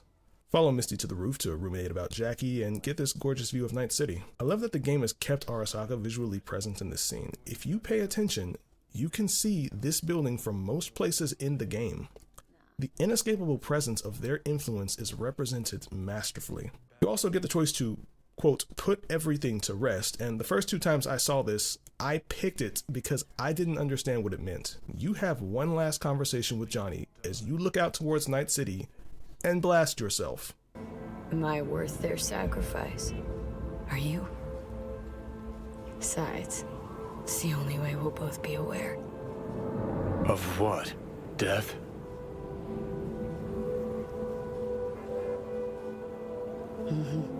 The moment life escapes.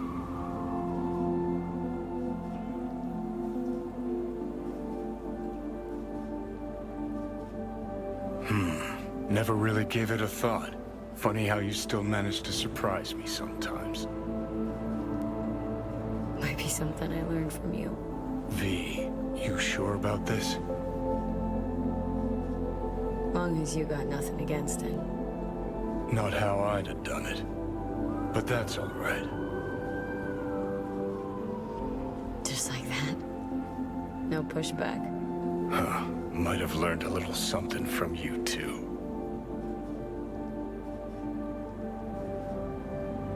Is it time?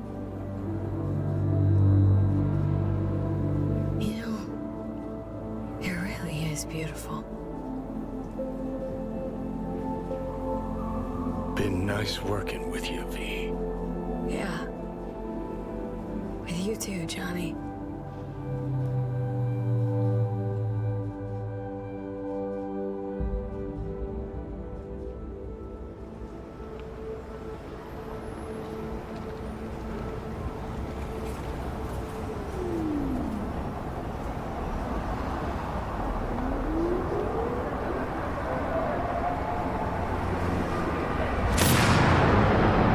Credits roll, and everyone calls you to tell you how selfish and a bad person you are. The more I think about it, the more I'm convinced it's a dog ending, and if you hated the game, this is the one you pick. Choosing to work with Hanako has us calling her to accept. We are then reunited with Takamura, who has risen as Goro the White. Arasaka took him back, reinstating his implants and his position. Hellman is also here, and he has an absolutely adorable interaction with Takamura. Something has gone wrong. Reckless driving will not improve the situation. I'm not your bloody chauffeur! Jesus Christ! Efficient, effective, good work. Blast it all. More of this, please. We break Hanako out of her compound and she complains about me killing Oda before proceeding to never mention him again. Head to the basement of Arasaka Tower where a plot twist is revealed. Saburo Arasaka copied his consciousness into an engram and is pulling the strings of Arasaka through Hanako from behind the scenes. We go to the meeting and Saburo slaps his digital meat on the table, but Yorinobu's men appear and kill almost all of the executives. If you took the corpo opening, this is a nice mirror to the start of the game, otherwise it just feels like it's here for the shock value. Fight our way down with Goro the White and Hanako's men, but before we can get to the end, Adam Smasher shows up, and it's time for the final fight. He shoots rockets, adjusts the room, and summons minions. It's a great boss fight that completely breaks the difficulty curve we've been on for the entire game. Once we win, you can spare him or kill him, but this is the end.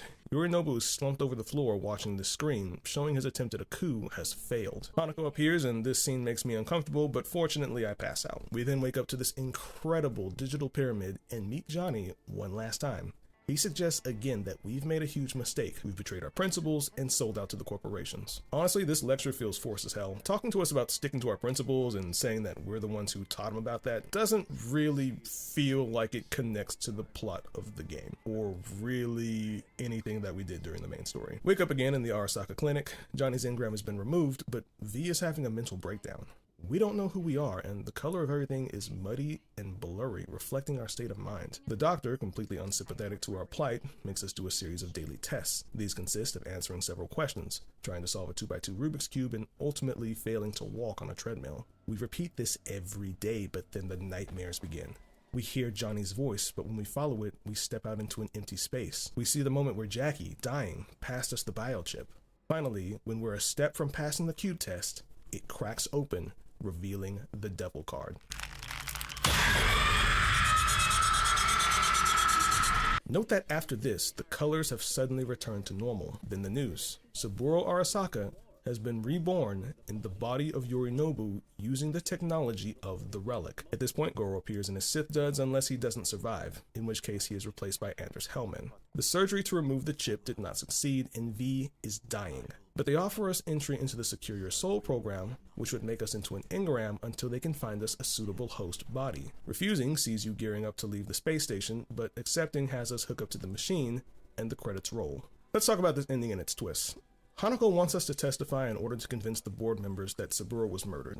But it doesn't actually make any sense to bring some random mercenary to a room full of executives. It makes even less sense considering that Saburo could just as easily testify himself. Here's the kicker.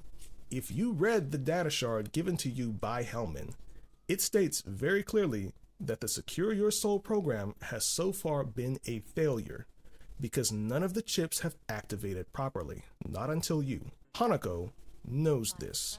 So this decision to bring V to the board and bear witness isn't for them. It's a play to get V to trust her and do what she wants. Even Goro says himself that she's done with us. Who asked you? Who wanted you to talk to me? Hanako? She has forgotten you already. The distortion of colors is a reflection of our own lack of ability to see things clearly, and after Saburo appears on screen, we've solved the puzzle and see the devil inside. This is the only jump scare in the entire main story, and the shock of it can be felt through the screen. This is one of, if not my favorite part of the game because of the symbolism present and the immersive nature of feeling trapped inside the clinic, forced to take the same test day in and day out with no end in sight. It's just a shame, and I know I'm saying this a lot, that there wasn't more of this in the main story. I also thought that for a moment that this shot where we stare out of the space station with Mikoshi stamped on the outside represented that we were already trapped inside the Mikoshi network, unaware of the difference between the cybernetic space and reality. That we were being studied as a lab rat for Arasaka, but no, it's a literal space station. I think that twist would have been what makes the Arasaka ending hit home. If you join the Secure Your Soul program, the security guard, Hajime, has this to say. Hajime, let me ask you something. What would you say to a person who walked right into their greatest foe's jail to save their life? I would say, all right, but do not forget the way home. Now in Japanese, Hajime means beginnings. V is about to embark upon a journey and discover a new form of existence as an engram. But don't forget why you're here, and don't forget where your real home is. And this would be really, really impactful if V felt like an actual part of Night City itself and not just a meat puppet. Calling Pan Am instead of Hanako sees you inducted as an honorary member of the family. You even get an awesome jacket. Their plan is to use a massive drill and tunnel into the basement of Arasaka Tower. After a sequence involving a lot of ammo, we connect Alt to the Arasaka network, and she fries all of their staff and defensive systems remotely. We then prepare to face Smasher with Saul and Pan Am on our side, but as we open the door, we're all knocked to the ground as Saul learns firsthand how Adam Smasher got his name.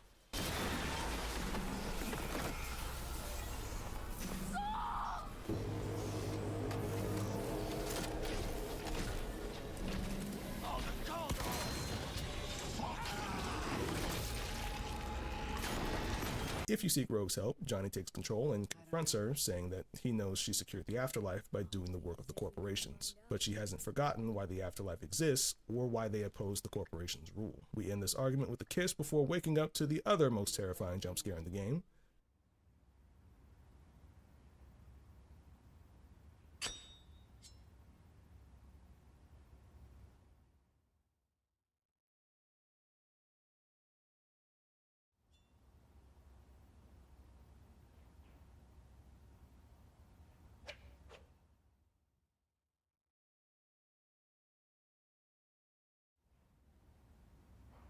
Fucking Christ! Every time. Pick up any gear you want, including these rocket boots, which we'll use to jump down through the roof after we blow it off using a military vehicle. Quick, simple, lots of explosions, and the kicker is that Alt will help us by knocking a satellite out of orbit. She also reveals a secret plan of her own. Once inside, she's not just going to free the Mikoshi constructs, she intends to merge with them, which is a terrifying bit to reveal, but it doesn't mean anything to us or our story. As of writing, a Cyberpunk sequel has been announced, and it'll be interesting to see how this bit of lore plays out. The falling satellite is an absolute spectacle as we're shot down and crash land inside the indoor forest.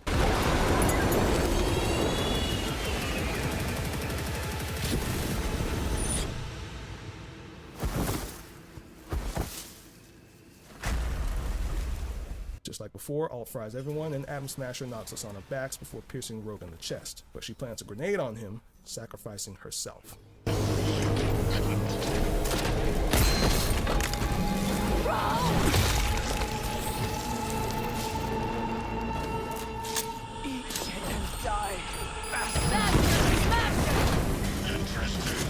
Kill Smasher, plug into Mikoshi, and meet Alt, who recites the final paragraph of the poem, Sailing to Byzantium by William Butler Yeats.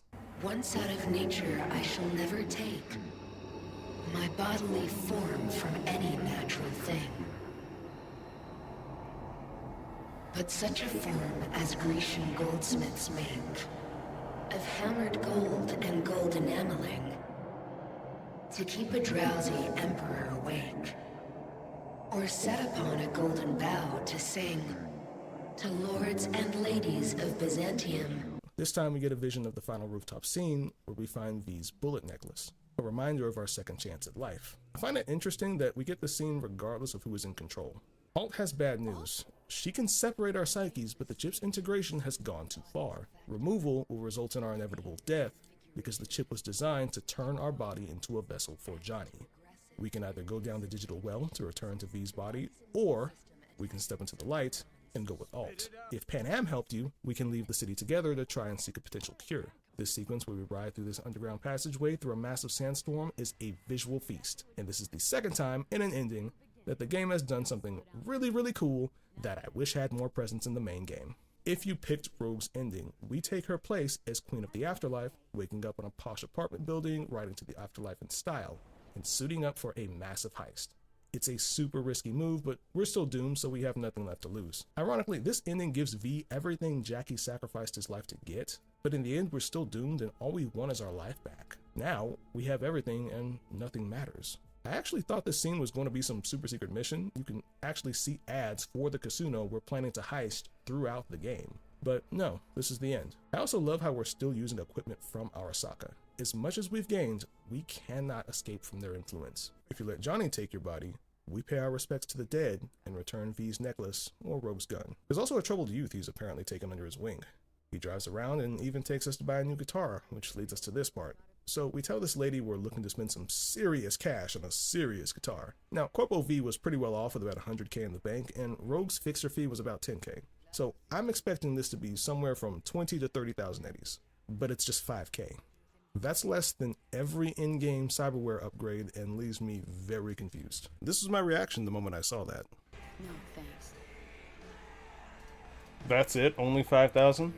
Johnny boards a bus and leaves Night City behind, gifting the guitar to the kid and telling us that he hasn't forgotten anything. There's also a secret fourth ending that you can unlock by making very specific dialogue choices, then waiting for Johnny on the rooftop. He suggests you take care of things without any help, and this takes you on a one-man suicide mission into Arasaka Tower, but the endings are the same. Now, with all this finally over, we can answer the big question. Cyberpunk 2077, is it the worst RPG ever? In a word, no. In 2 words, absolutely not. I think these endings are pretty good, but I've got my issues with them. Becoming the leader of the afterlife and transitioning into a major role where we're responsible for managing one of the biggest centers of Night City's mercenary work is a massive narrative hook that goes nowhere and also feels unfitting for a character that's treated as a nobody for 99% of the game. I feel like the most appropriate ending is probably Johnny's because he gets a second chance at life, bringing back the original theme of the amulet. It also makes Alt's poem recitation in the pyramidal structure ascending to the heavens symbolically appropriate. We are ascending to a different plane of existence and adventuring forth into an unknown frontier. In many ways, Cyberpunk tries to do too much with its story while not offering enough to the main character. Starting off as a corpo ties you directly to the Arasaka main story, and a level of nuance in V's character is completely lost without it. Likewise, starting as a street kid sees you start the game by breaking into the Ember's underground parking lot, but ending upstairs in the Ember's bar holding a private audience which symbolizes our rise in influence, as well as bringing the story full circle just like the corpo ending. The Nomad literally gets none of these connections and feels like it makes the least sense out of any of the origin choices. I think that if they had focused on giving V a singular narrative as opposed to splitting facets of their character among 3 origins that ultimately don't matter, it could have made for a stronger ending. Say for instance, V's parents were nomads who died and left them with their grandparents to grow up a street kid of Night City. Then one day got caught trying to steal from Arasaka, but later grew up and decided it was better for their life to work for an organization before eventually being betrayed by said megacorp. Think about it. Was there really a need to split those 2 origins? Especially considering their attitude portrayed when he pulls up to the basketball court. As it stands, making the beginning of the game variable only serves to make the connection to the events at the end less meaningful. There are 3 big narrative choices that matter: paying for the Flathead, following the orders of the Voodoo Boys, and rescuing Takamura. Outside of that, there's a clear lack of influence the player actually exerts over the city. 2 of these choices are clearly presented to you, and the Takamura ending is hidden. Secret pathways behind choices that the players don't know they even have encourage exploration, and for a world as vast as Cyberpunk, that is fantastic design. It's just a damn shame that there isn't more of it tied to the main path. Even then, the only story beat that has a lasting consequence is saving Takamura. The whole ordeal with the Maelstrom Gang, whether you go against them or Militech, is practically forgotten the moment we leave the area. And I know there's an ordeal with the Maelstrom Gang as a part of the Getting the Band Back Together quest, and I don't care because I'm talking about the main story, aka the part of the game the developers wanted every player to see. Killing Oda, nothing. Going around casually murdering gang members and police, nothing. Punching fingers. Satisfying, but pointless. As I learned recently, Fingers used to sell some really powerful cyberware, but punching him closed off that shop forever. Prior to a later update, Ripper Docs had specialized inventories, with some Rippers having augments you couldn't get anywhere else. Having this not only adds to the world by giving each dock their own specialization, just like in the real world, but also an excuse to explore Night City, which is the main focus of the game. Homogenizing them loses that aspect and effectively reduces them to a Pokemart. As righteous as people may feel about knocking out an overtly disgusting, terrible human being, the entire act on V's part comes across as shallow, given that we don't have a strong connection to Evelyn. Judy does, but then we should have just had the option to let her do it. Night City, beautiful and symbolic as it is completely indifferent to V's presence, because none of your choices in the story change anything about it. V is a meat puppet because in a story supposedly about V, there is a remarkable lack of focus on them as the main character. Look at any of the three openings. You are a member of a specific part of the world, a high-ranking corpo, a street kid returning to their community to reconnect with their roots, a nomad kicked out of their clan searching for a new beginning. All of these openings are fantastic, setting up the world and cementing our place in it.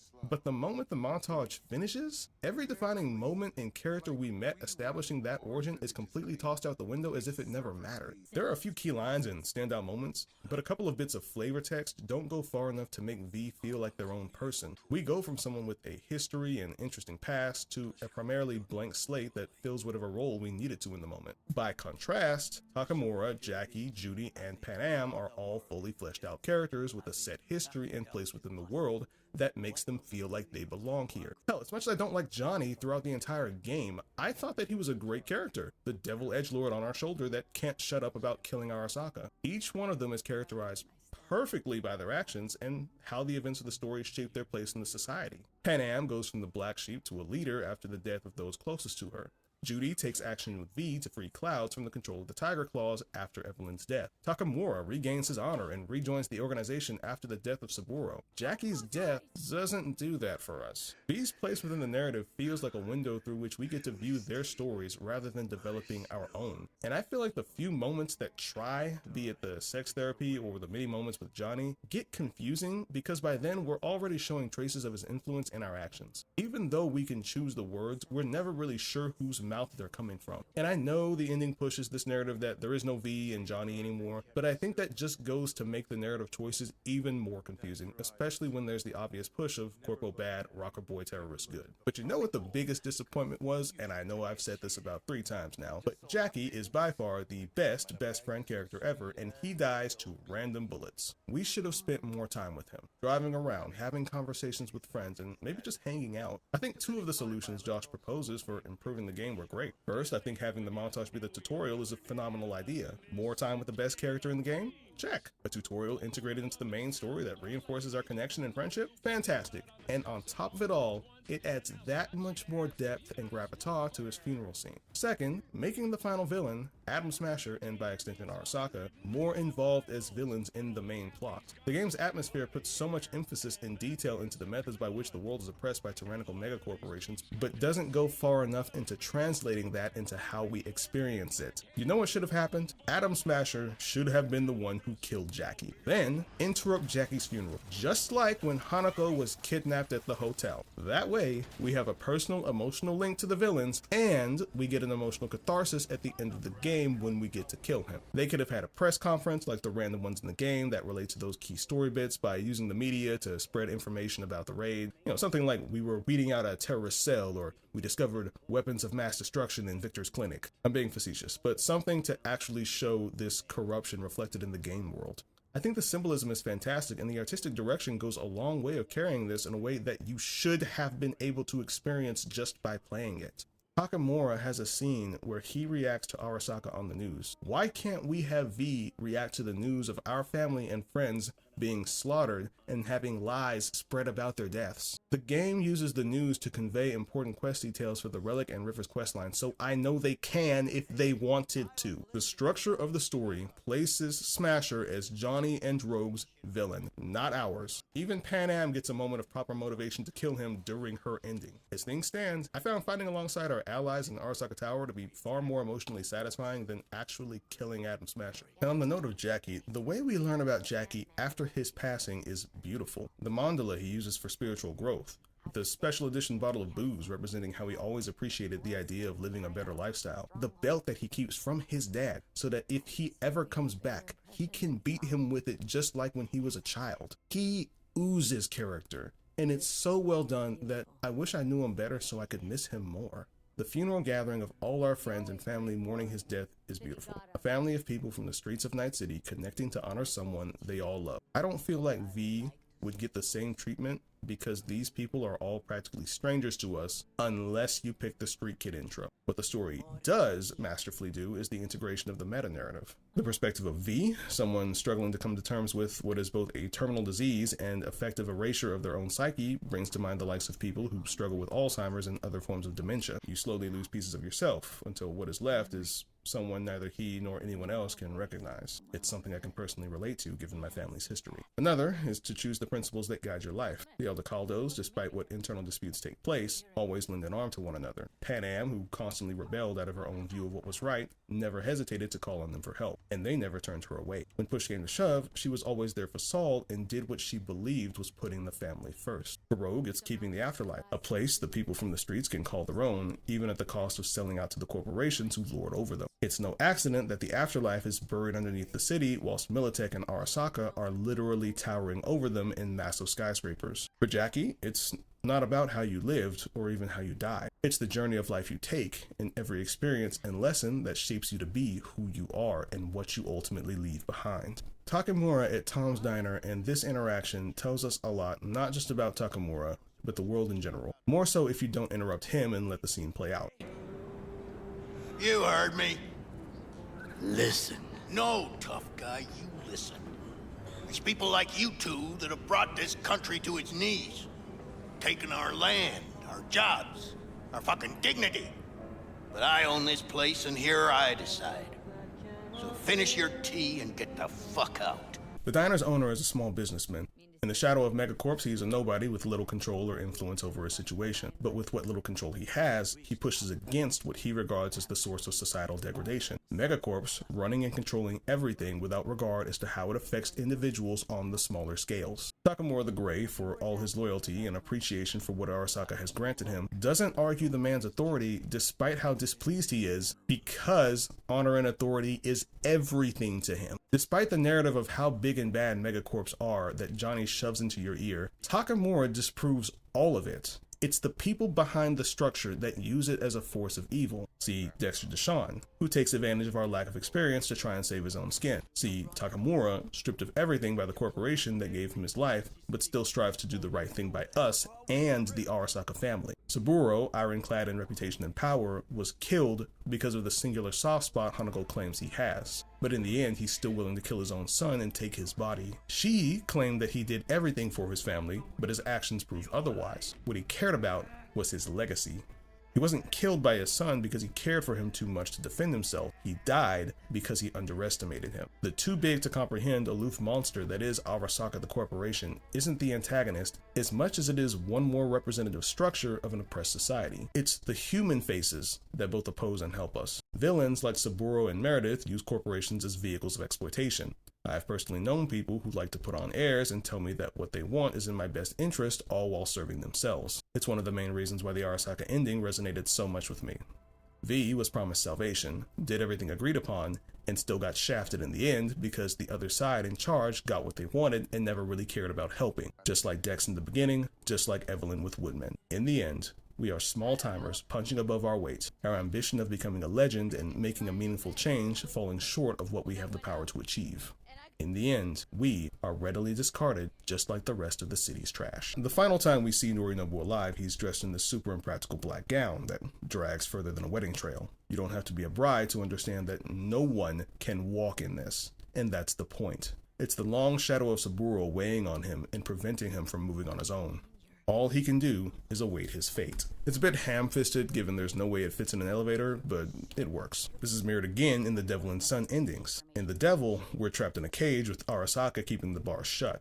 In The Sun, after heading off into space, we're completely decked out in space gear labeled all over with Arasaka. Even after breaking away, we're forced to carry the damage inflicted on us until the end of what remains of our lives. Regardless of what the review surmised, the experience of Cyberpunk is far from shallow, but V's inclusion within the greater narrative is. The clear focus on making the world feel so impossibly large works beautifully until you realize that V isn't really an ingrained part of any of it, until you reach an ending. There's multiple active gangs, each of which has their own unique style. The towns are culturally segregated, and the decor, the NPCs living there, and the languages spoken there all reflect that. The city is bustling, the skyscrapers are awe-inspiring, and the views are absolutely stunning. The lore baked into every aspect of the visual design of Night City ensures that the vibes of this game are absolutely unmatched. Mechanically, the game feels underexplored. You can dive and swim, but there's not a single instance in the main game where swimming or diving is ever mandatory. Brain dances are incredibly interesting, but so underdeveloped it's absolutely criminal. There are countless named gangs throughout the city, but there is no faction system, making all combat NPCs effectively the same. And street cred is a bad name for what is effectively infamy because there is nothing you can do to lose it, and you gain it from everything. I don't think Josh's review is wrong in most of its conclusions, and I think many negative responses to it are a result of the video's structure as opposed to its content. It is very negatively front-loaded, with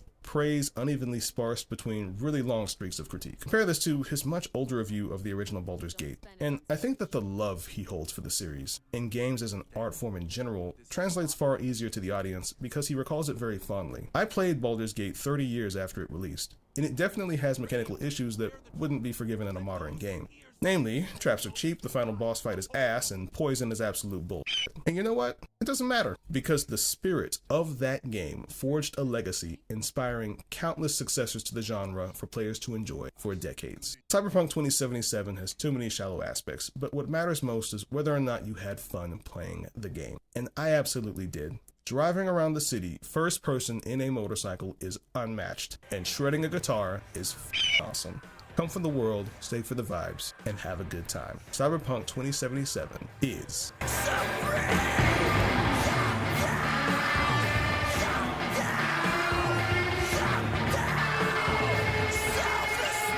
an unmatched, immaculate vibe. Out of 10. Thank you for watching. Be sure to like and sub to the channel, and check out my other channels for more content, as well as Miss Yoshi over on Twitch. This has been an absolutely massive endeavor with over 35 pages of script, all written and edited by myself over the course of about 4 months, while I try to balance my full-time job, household, and other IRL matters. I appreciate you all for stopping by, and I'll see you all in the next one.